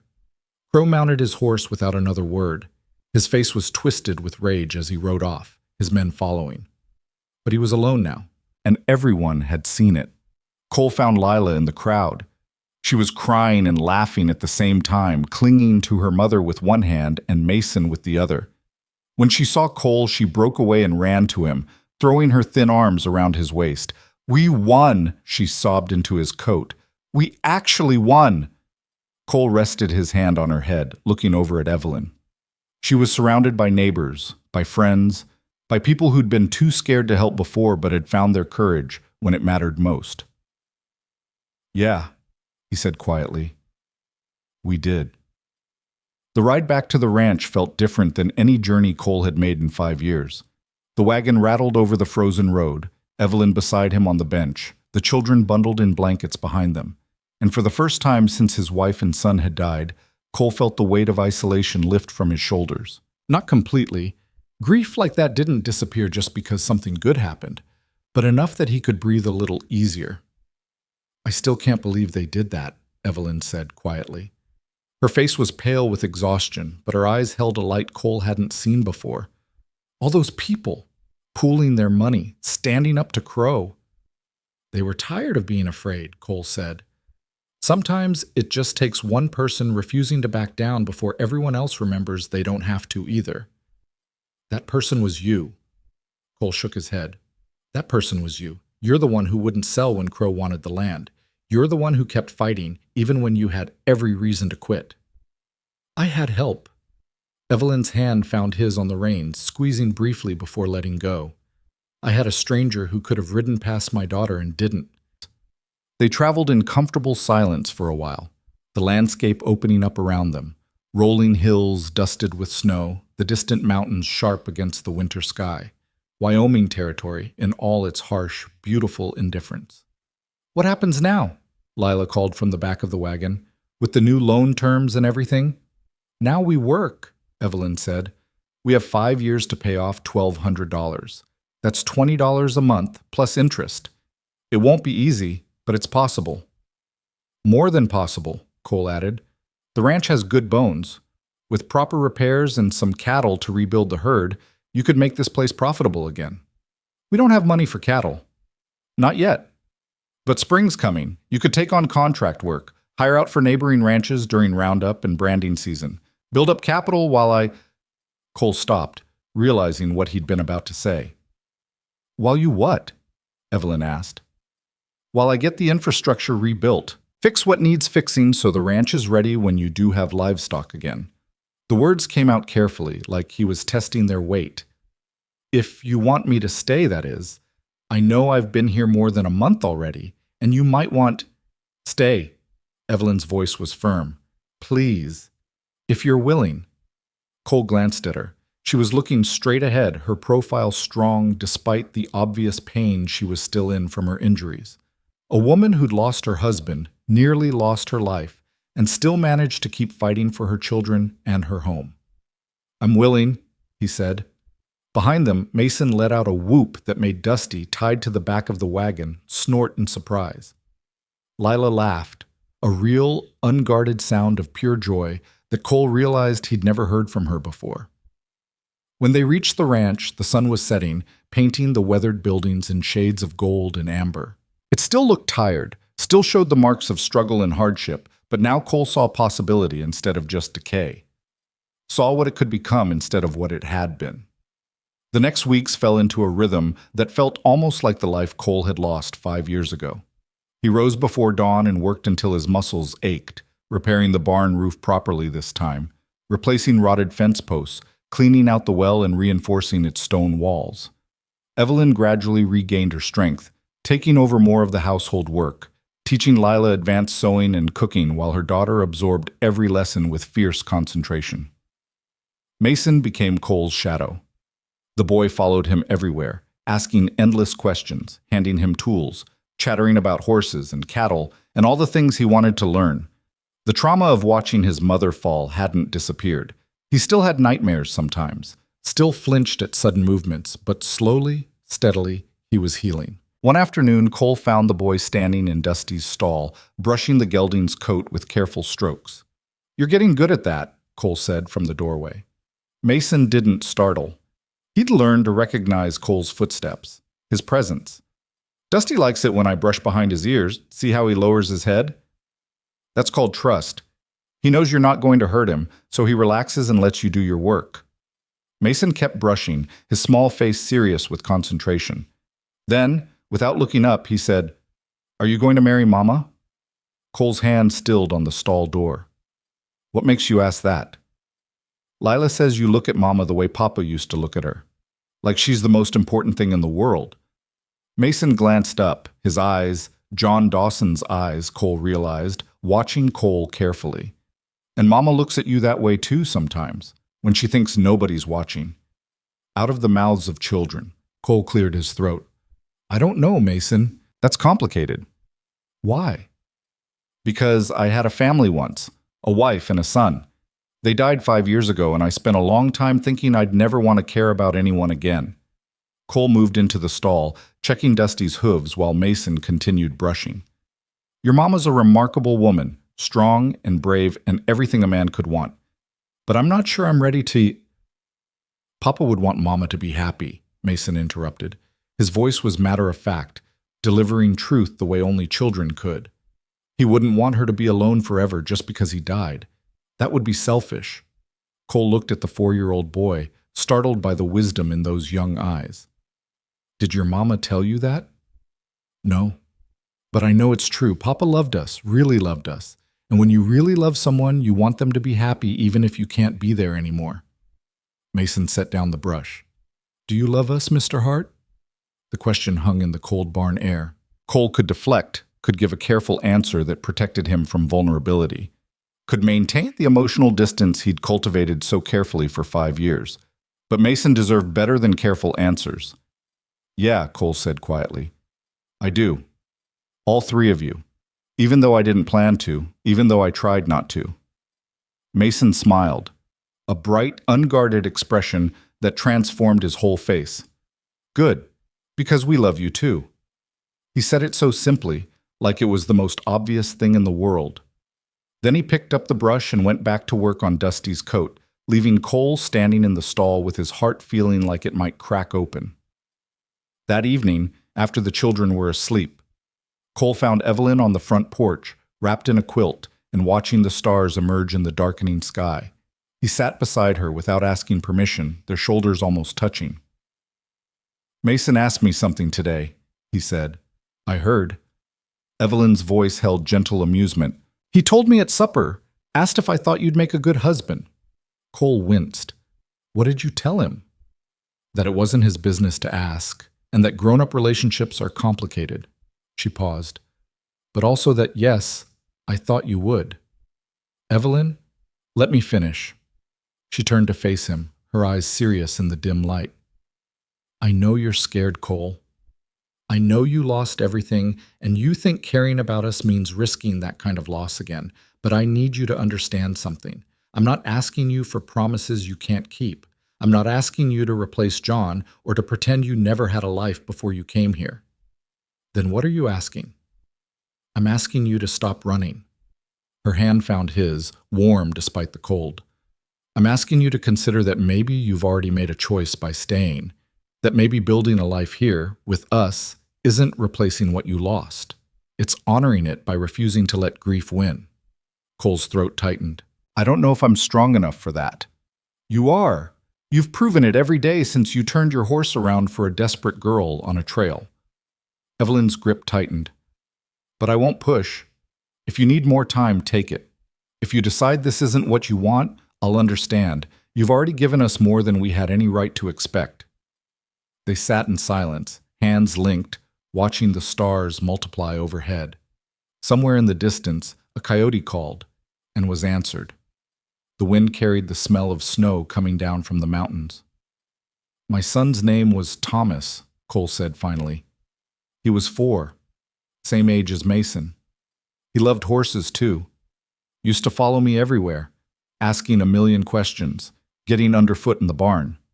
The words hurt, but they also felt necessary, like lancing a wound that had festered too long. When the fever took him and Mary, I wanted to die too. Wanted to just stop existing because the pain was too much to carry." Evelyn waited, not interrupting, just listening. "I spent 5 years making sure I'd never feel that way again. Never caring, never staying, never letting anyone need me." Cole looked at their joined hands. "And then Lila threw herself in front of my horse, and everything I'd built to protect myself just crumbled." "I'm sorry you lost them," Evelyn said softly. "I'm sorry you had to carry that alone for so long. I'm tired of being alone. The admission came out rough, scraped raw. I'm tired of running, but I'm also terrified of what happens if I stop. What happens is life. Real, messy, complicated life with no guarantees and plenty of risk." Evelyn shifted closer, her shoulder pressing against his, but also joy and purpose and people who care whether you come home at night. "I've been home," Cole said, "for weeks now. I just didn't want to admit it. Then admit it now." He turned to face her properly, studying her features in the starlight, the strength in her jaw, the determination in her eyes, the vulnerability she was willing to show despite every reason to guard her heart. She was offering him something precious and fragile, a chance to stop running, a chance to build instead of drift. "Evelyn Dawson," he said slowly, "would you consider letting a broken-down drifter court you properly, with the understanding that I'm going to be terrible at it and probably mess up constantly?" Her smile was like sunrise. "I would consider that very seriously. And if I asked you eventually to marry me, knowing I come with ghosts and grief and a past I can't change, would you consider that too?" "I would." Her free hand came up to cup his face, her thumb brushing over his weathered cheek. "I'd consider it strongly enough that I should probably tell you the answer would be yes." Cole kissed her then, soft and careful, like she might break. She kissed him back with a strength that reminded him this was a woman who'd survived a deadly fall, a ruthless land baron, and the loss of her first husband. She wasn't fragile. She was steel-wrapped in grace. When they pulled apart, both breathing hard, Evelyn was laughing quietly. "What?" Cole asked. "I just realized Lila is probably watching from her window." Cole glanced toward the house and saw a curtain twitch. Definitely watching. "She's going to be insufferable about this. She's earned the right." They sat together until the cold drove them inside, and when Cole finally settled onto his bedroll in the small room off the kitchen, He felt something he hadn't felt in 5 years. Hope. The dangerous, terrifying, wonderful kind of hope that came from believing the future might hold something worth staying for. The community support that had saved the ranch didn't disappear after the confrontation with Crow. Webb and Sarah Chen organized work parties to help rebuild the Dawsons' winter hay supply. Neighbors donated seed for spring planting. The shopkeeper in Elkhorn started extending credit again, carefully noting each purchase in his ledger with payment terms that were actually fair. Crow's influence was waning. Not gone. He still owned too much land, still had too much money to be completely defeated, but diminished. People had seen that standing up to him was possible, that unity could overcome fear. But Crow himself had disappeared. His ranch hand still worked his land, still conducted his business, but the man himself hadn't been seen in Elkhorn or on any of the neighboring properties since the day he'd lost the Dawson debt. "He's planning something," Webb said one afternoon when he stopped by to help Cole repair fence line. "Silas doesn't take defeat lying down. He's quiet when he's scheming." Cole hammered a post into frozen ground. "Let him scheme. He can't touch the debt anymore. The ranch is safe." "The ranch, maybe. But what about you?" Webb gave him a significant look.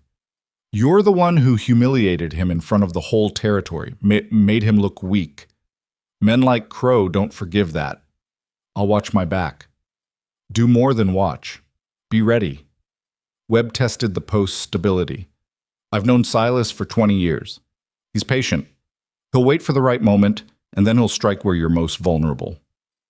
The warning stayed with Cole, adding an edge of tension to the otherwise peaceful weeks. He started carrying his rifle when he worked the far corners of the property, started paying closer attention to unfamiliar riders on the road, started planning escape routes and defensive positions like he was preparing for a siege. But nothing happened. The weeks turned into a month, and still Crow stayed hidden. It was Lila who finally voiced what they were all thinking. "Maybe he gave up," she said one evening at supper. "Maybe he realized he can't win, and he's just going to leave us alone." "Maybe," Evelyn said, but her tone suggested she didn't believe it any more than Cole did. Mason, oblivious to the adults' concern, chattered about the new calf that had been born that morning, the first addition to the slowly rebuilding herd. Neighbors had donated pregnant cows, and now the Dawson Ranch was actually starting to look like a working cattle operation again. After the children went to bed, Cole and Evelyn stood in the barn, checking on the calf and its mother. The baby was all long legs and curiosity, already trying to explore beyond its stall. "New life," Evelyn said softly, watching the calf nurse. "Always feels like a promise, doesn't it? That things can get better, that we can rebuild." "It does." Cole leaned against the stall rail beside her. "I've been thinking about the future, about what this place could become if we keep building it right." "We?" "If you'll have me permanently. Not just as hired help or—" Cole pulled a small box from his pocket. Inside was a simple gold band. Nothing fancy, but it had belonged to his grandmother and was the only thing of value he owned. "Evelyn, I know it's fast. I know we've only known each other a couple months, but I'm done pretending I'm going to leave. Done acting like this is temporary." Evelyn's eyes filled with tears as she took the box. "Cole Hart, are you asking me to marry you in a barn?" Seemed appropriate. This is where we spend most of our time. He smiled. "But I can do it proper if you want. In the house. On the porch. Wherever you—" She kissed him, cutting off his rambling, and when she pulled back she was laughing and crying at the same time. "Yes. The answer is yes, you stubborn, wonderful man. I'll marry you." Cole slipped the ring onto her finger. It fit perfectly, which seemed like a sign from whatever forces governed the universe. They stood there in the warm barn, surrounded by the sounds of animals settling for the night, and Cole felt the final piece of his broken heart click back into place. Not healed, exactly. He would always carry the loss of Mary and Thomas, would always have that scar, but healed enough to love again, healed enough to build a future instead of just surviving. They set the wedding for 3 weeks out, time enough to make arrangements, but not so long that winter weather could interfere. It would be a small ceremony, just family, close neighbors, and maybe the lawyer Harrison who'd helped save the ranch. Nothing fancy, just a commitment made public, 2 people choosing to face whatever came next together. Lila threw herself into preparations with the intensity she brought to everything. She sewed a new dress for the occasion, helped Evelyn alter her wedding dress from her marriage to John, and appointed herself the official supervisor of all wedding-related activities. Mason was less interested in the ceremony itself, but very invested in the idea that Cole would be his new father. "Does this mean I can call you Pa?" he asked one morning while they were feeding the cattle. Cole's chest tightened. "If you want to, but you don't have to. Your real father, my real father is dead." Mason said it without malice, just stating fact. "I miss him. I'll always miss him. But he's gone, and you're here, and you take care of us and teach me things, and—" He trailed off, then looked up at Cole with those serious eyes. "Don't you want to be my pa?" "More than anything," Cole admitted. "I just don't want you to feel like you're betraying your father's memory." "Papa would like you," Mason said with absolute certainty. "He'd be happy Mama found someone good. Someone who stays." 2 weeks before the wedding, Webb rode in with news that wiped the smile off everyone's face. "Crow is back," he said without preamble. "Rode into Elkhorn this morning with a federal marshal. They're saying there's been complaints about vigilante justice and illegal intimidation. They're investigating the night we all showed up at the bank."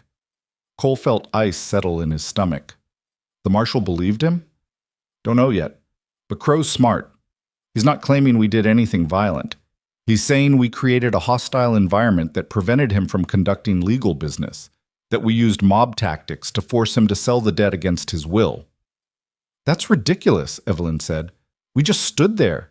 We didn't threaten anyone." In a territory without strong law enforcement, perception matters more than truth. If Crow can convince the marshal that we operated outside legal channels, he could get the debt sale invalidated, could get the whole thing reversed. "And take the ranch anyway," Cole finished. Webb nodded grimly. "The marshal wants to talk to everyone involved. He's staying at the Elkhorn Hotel, conducting interviews. Cole, he specifically asked about you." Of course he did. Cole was the outsider, the drifter with no ties to the community who'd inserted himself into local business. He was the perfect scapegoat for Crow's narrative of outside agitation.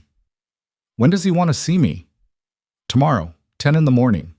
Webb met his eyes. "Be careful what you say. This marshal's not on Crow's payroll. I checked. But he's also not from around here. He doesn't understand the context. Doesn't know what Crow's been doing to this territory for years."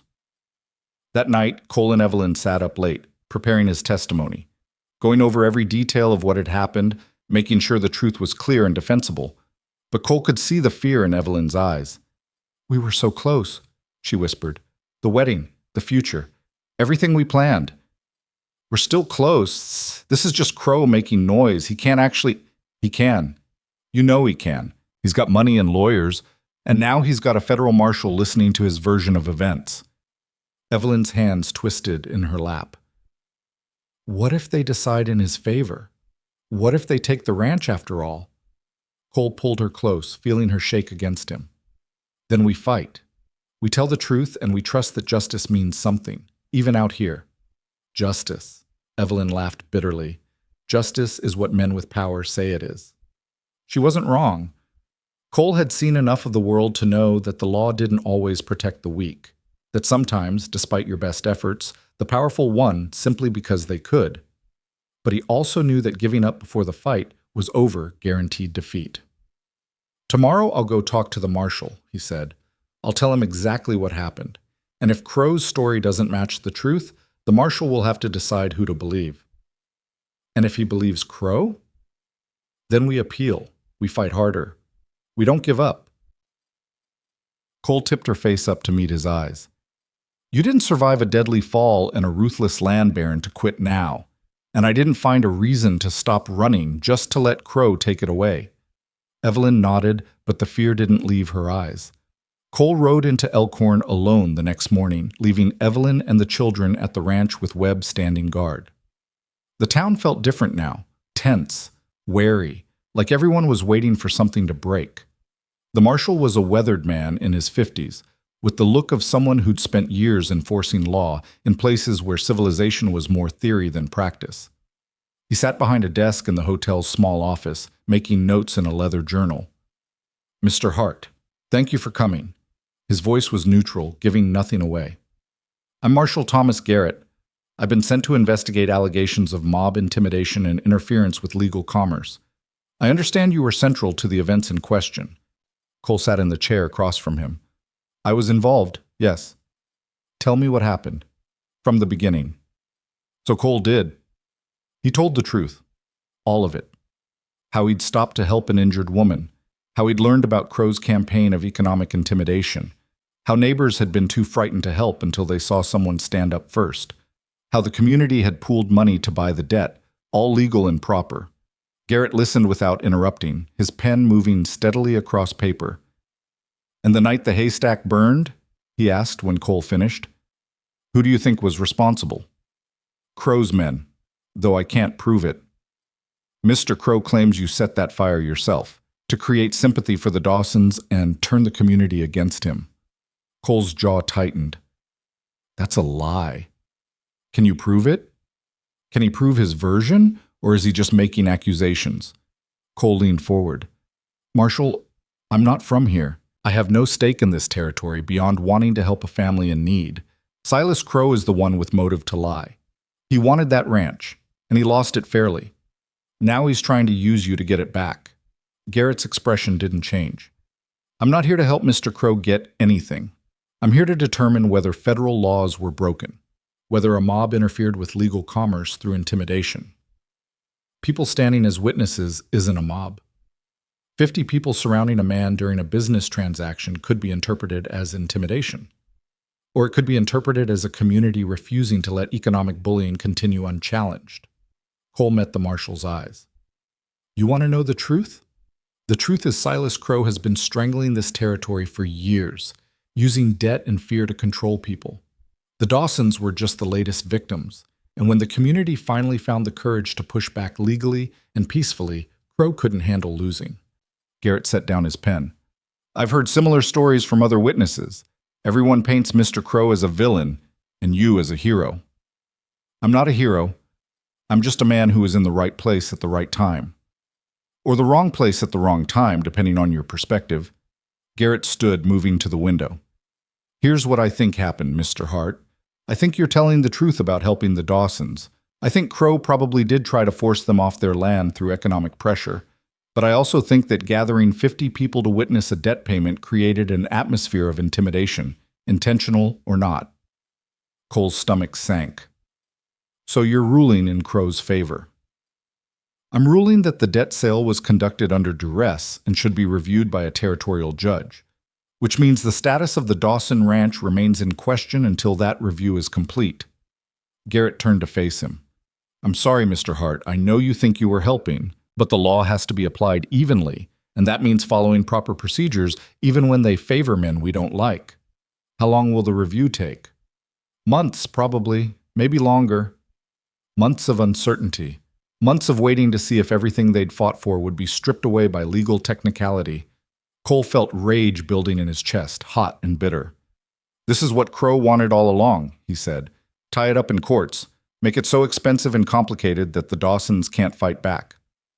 Possibly, but it's also the law. Garrett's voice held something that might have been sympathy. My recommendation is that Mrs. Dawson continue making payments to the current note holders. If the review finds in her favor, the debt will stand restructured. If it finds for Mr. Crow, at least she'll have reduced the principal owed.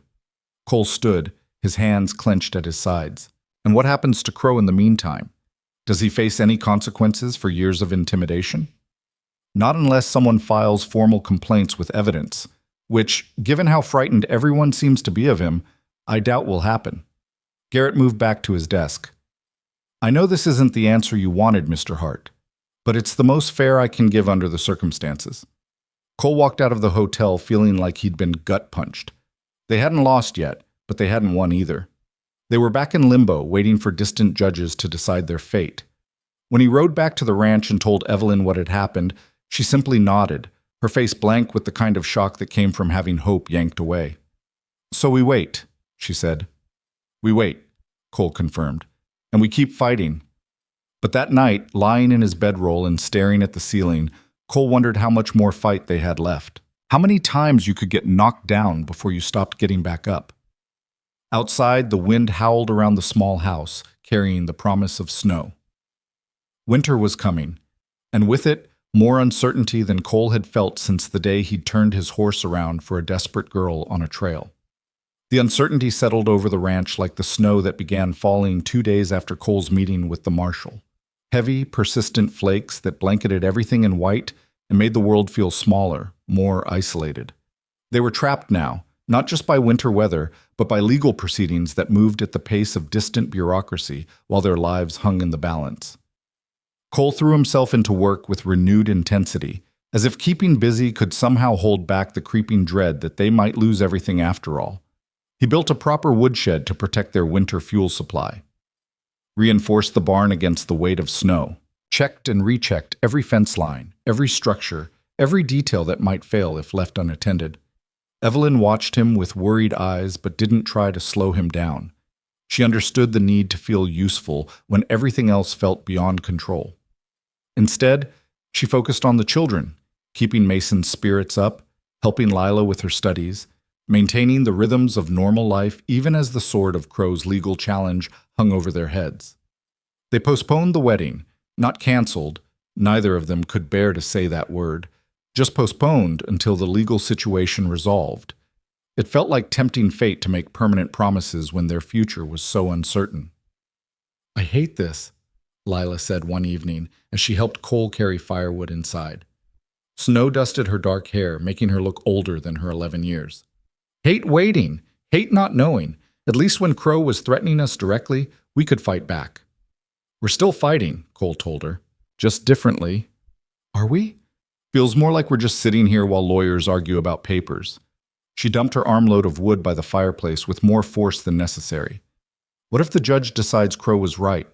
What if we lose the ranch anyway after everything we did?" "Then we appeal again, keep fighting until there's no fight left." "And if that doesn't work?" Cole didn't have an answer, because the truth was, if they lost the legal battle, there was nowhere left to go. No higher court. No last-minute salvation. Just the slow, grinding reality of packing up and walking away from everything they'd built. But he couldn't say that to Lila. Couldn't take away the hope that kept her going.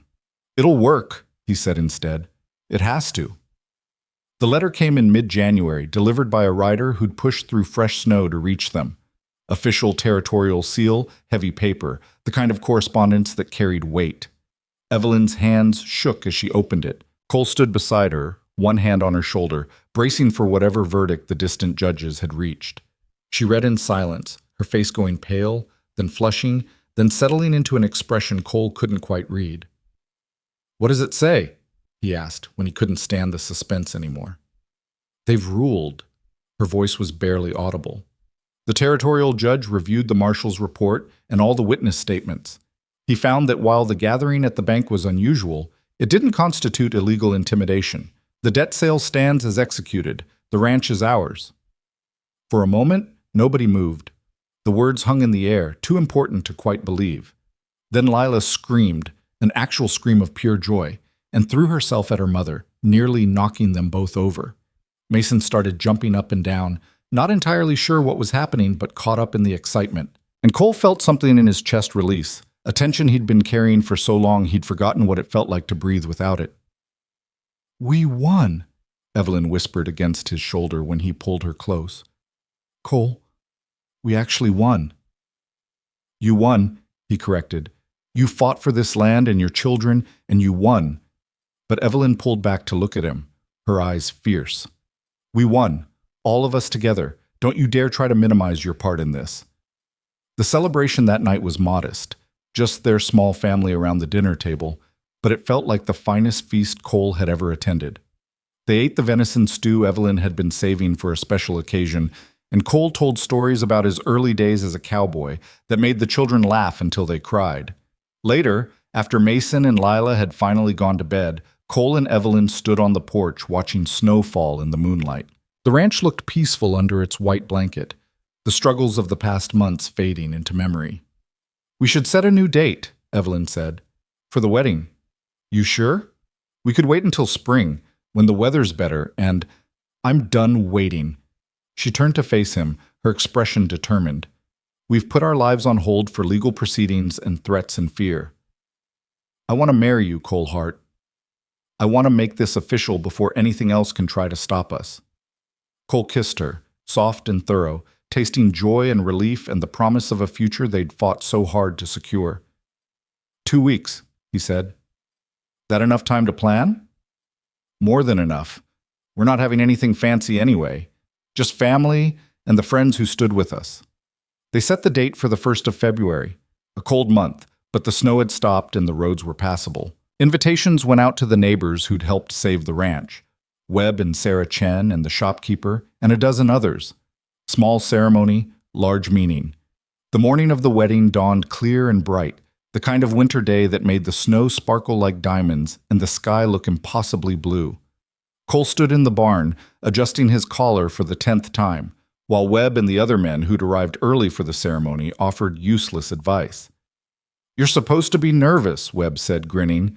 "It's traditional." "I'm not nervous about marrying Evelyn. I'm nervous about tripping over my own feet in front of everyone." "Just keep your eyes on her. Forget everyone else is there."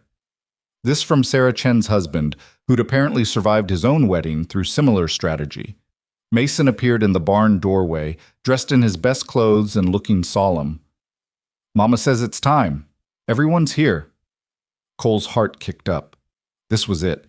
The moment that would transform him from a drifter who'd stopped running into a husband, a father, a man with roots and responsibilities and everything he'd spent 5 years avoiding. He was terrified, and absolutely certain this was exactly where he was supposed to be. The ceremony took place in the front room of the house, with neighbors packed in shoulder to shoulder and spilling onto the porch. Harrison the lawyer officiated, reading from a small book of civil ceremonies. But Cole barely heard the words. He was focused entirely on Evelyn. She wore her altered wedding dress, the one from her marriage to John, remade into something new. White fabric with delicate embroidery, her auburn hair pinned up with wildflowers that Lila had somehow found even in winter. She looked beautiful. More than beautiful. She looked strong and determined and absolutely certain of the choice she was making. When Harrison asked if anyone objected to the union, there was a moment of silence that stretched just long enough to make Cole's stomach clench. But then Webb laughed and said, "Anyone fool enough to object to these two getting married can answer to me." And the tension broke into gentle laughter. The vows were simple, traditional words about love and honor and facing whatever came next together. Cole's voice stayed steady until he reached the part about cherishing Evelyn until death do us part. And then emotion caught in his throat because he'd said those words before, had meant them with his whole heart, and death had still torn his first family away. But Evelyn squeezed his hands, grounding him in the present, and he finished the vows without breaking. When Harrison pronounced them married and Cole kissed his new wife, the small house erupted in cheers. Mason was jumping up and down again. Lila was crying happy tears.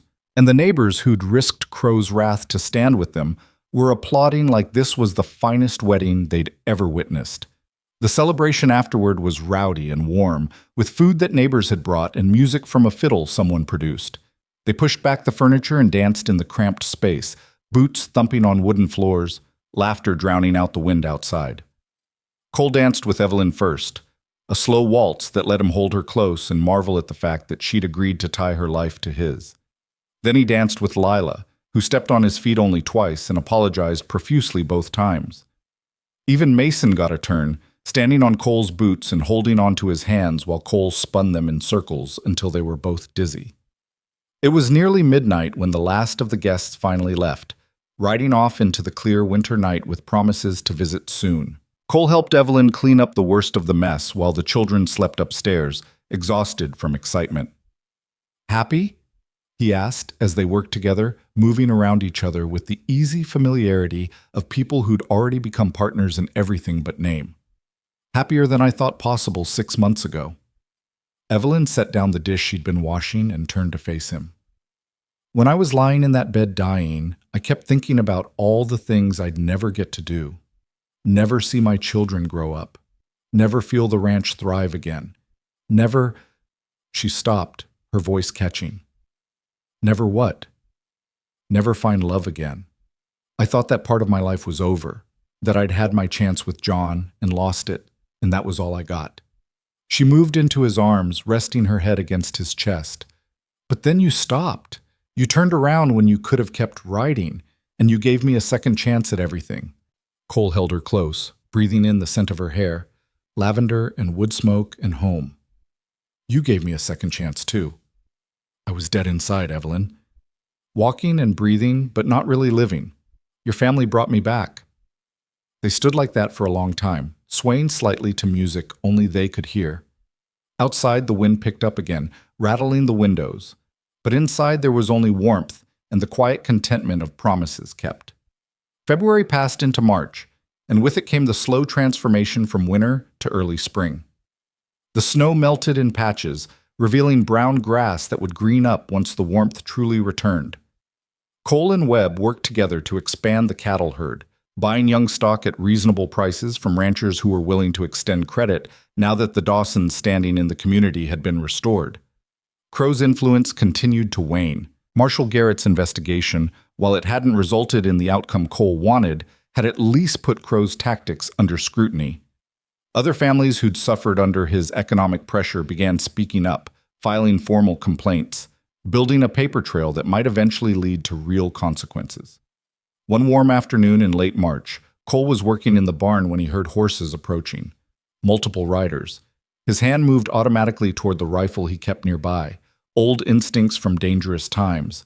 But when he stepped into the yard, he recognized the lead rider, Marshall Garrett, still wearing his federal badge, still looking like a man who'd seen too much of humanity's worst impulses.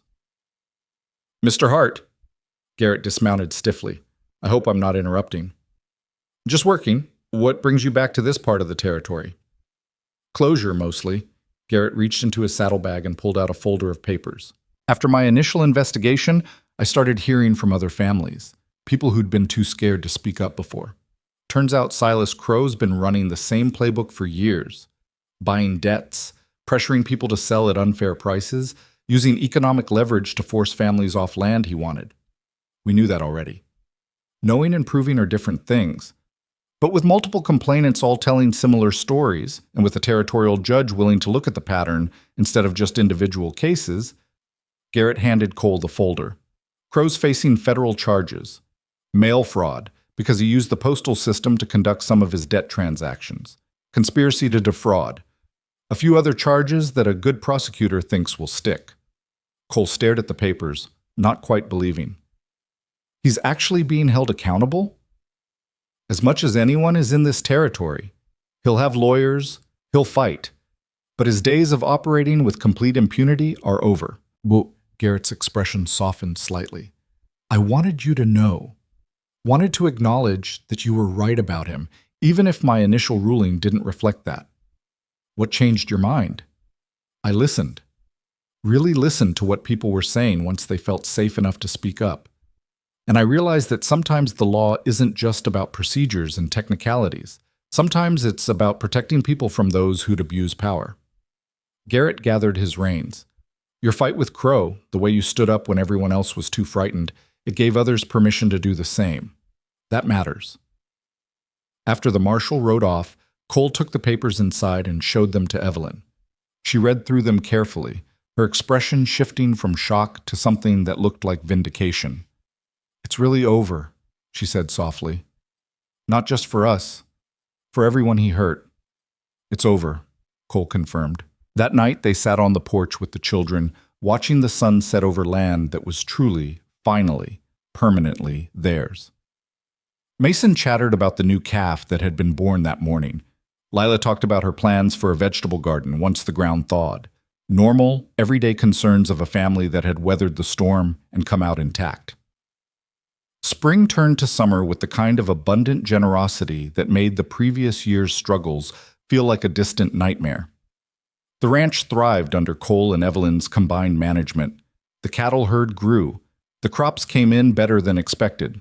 Neighbors stopped by regularly, not with charity anymore, but with friendship, with requests to trade labor, with the easy familiarity of a community that had remembered how to support each other. Crow's trial dragged on through the summer months, a distant drama that occasionally made its way into territory newspapers. Cole followed the proceedings with detached interest. Whether Crow was convicted or acquitted, didn't change their lives anymore. They'd moved beyond his shadow into something brighter.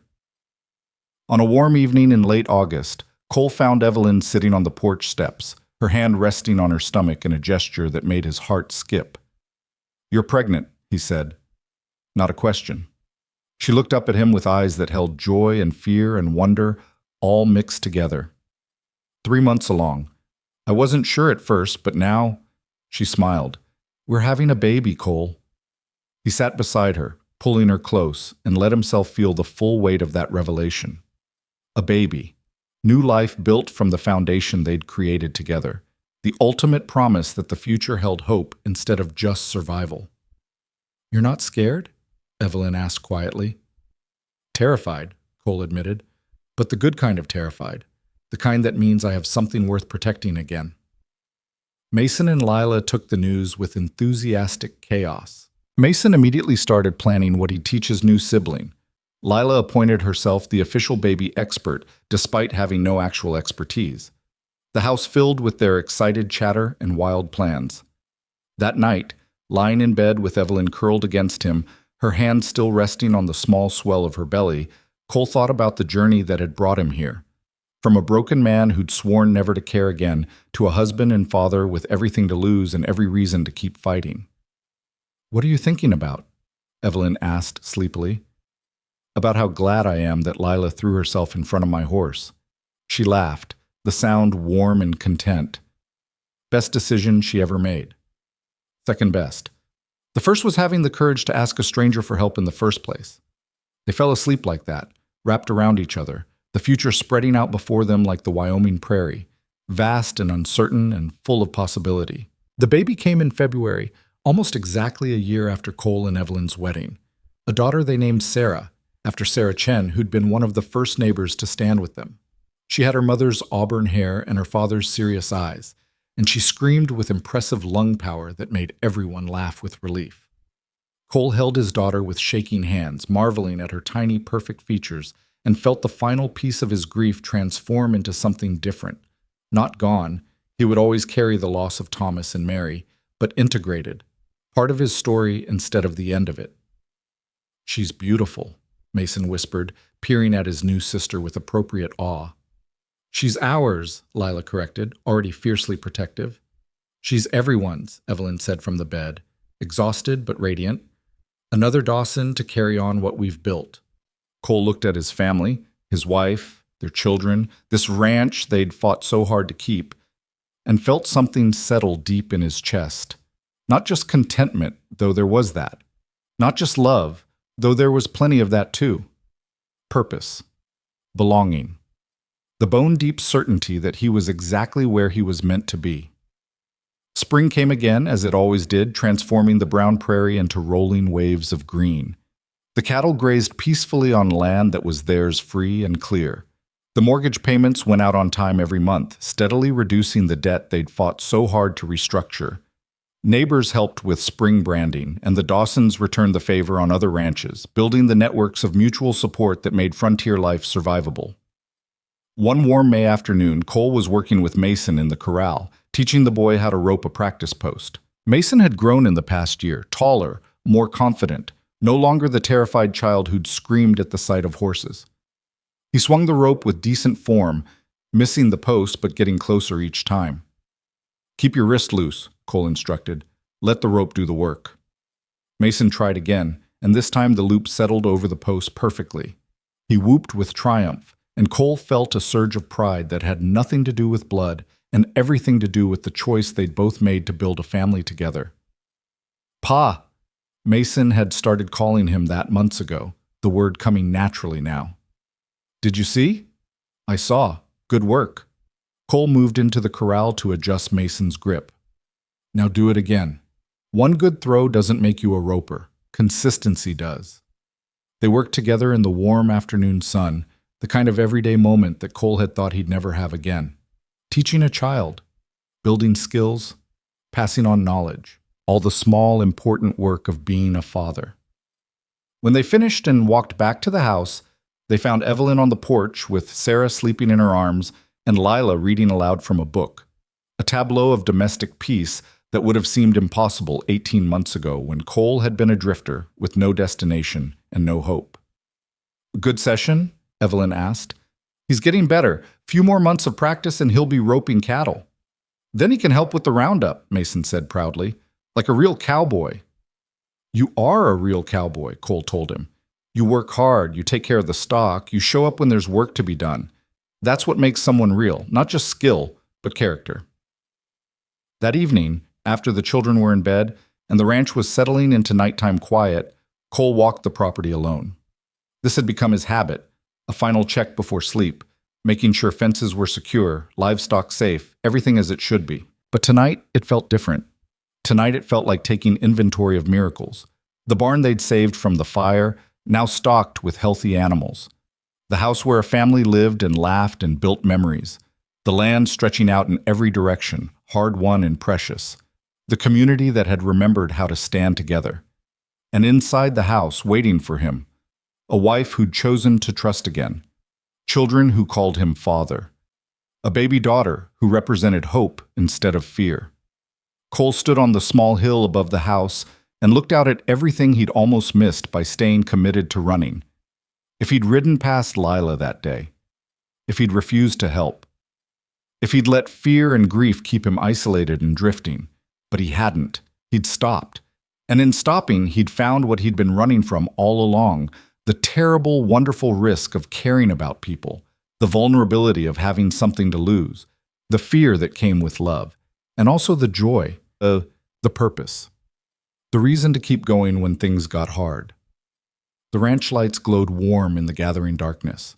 Cole walked toward them, toward home, no longer a man running from loss, but a man rooted in love and the future it promised.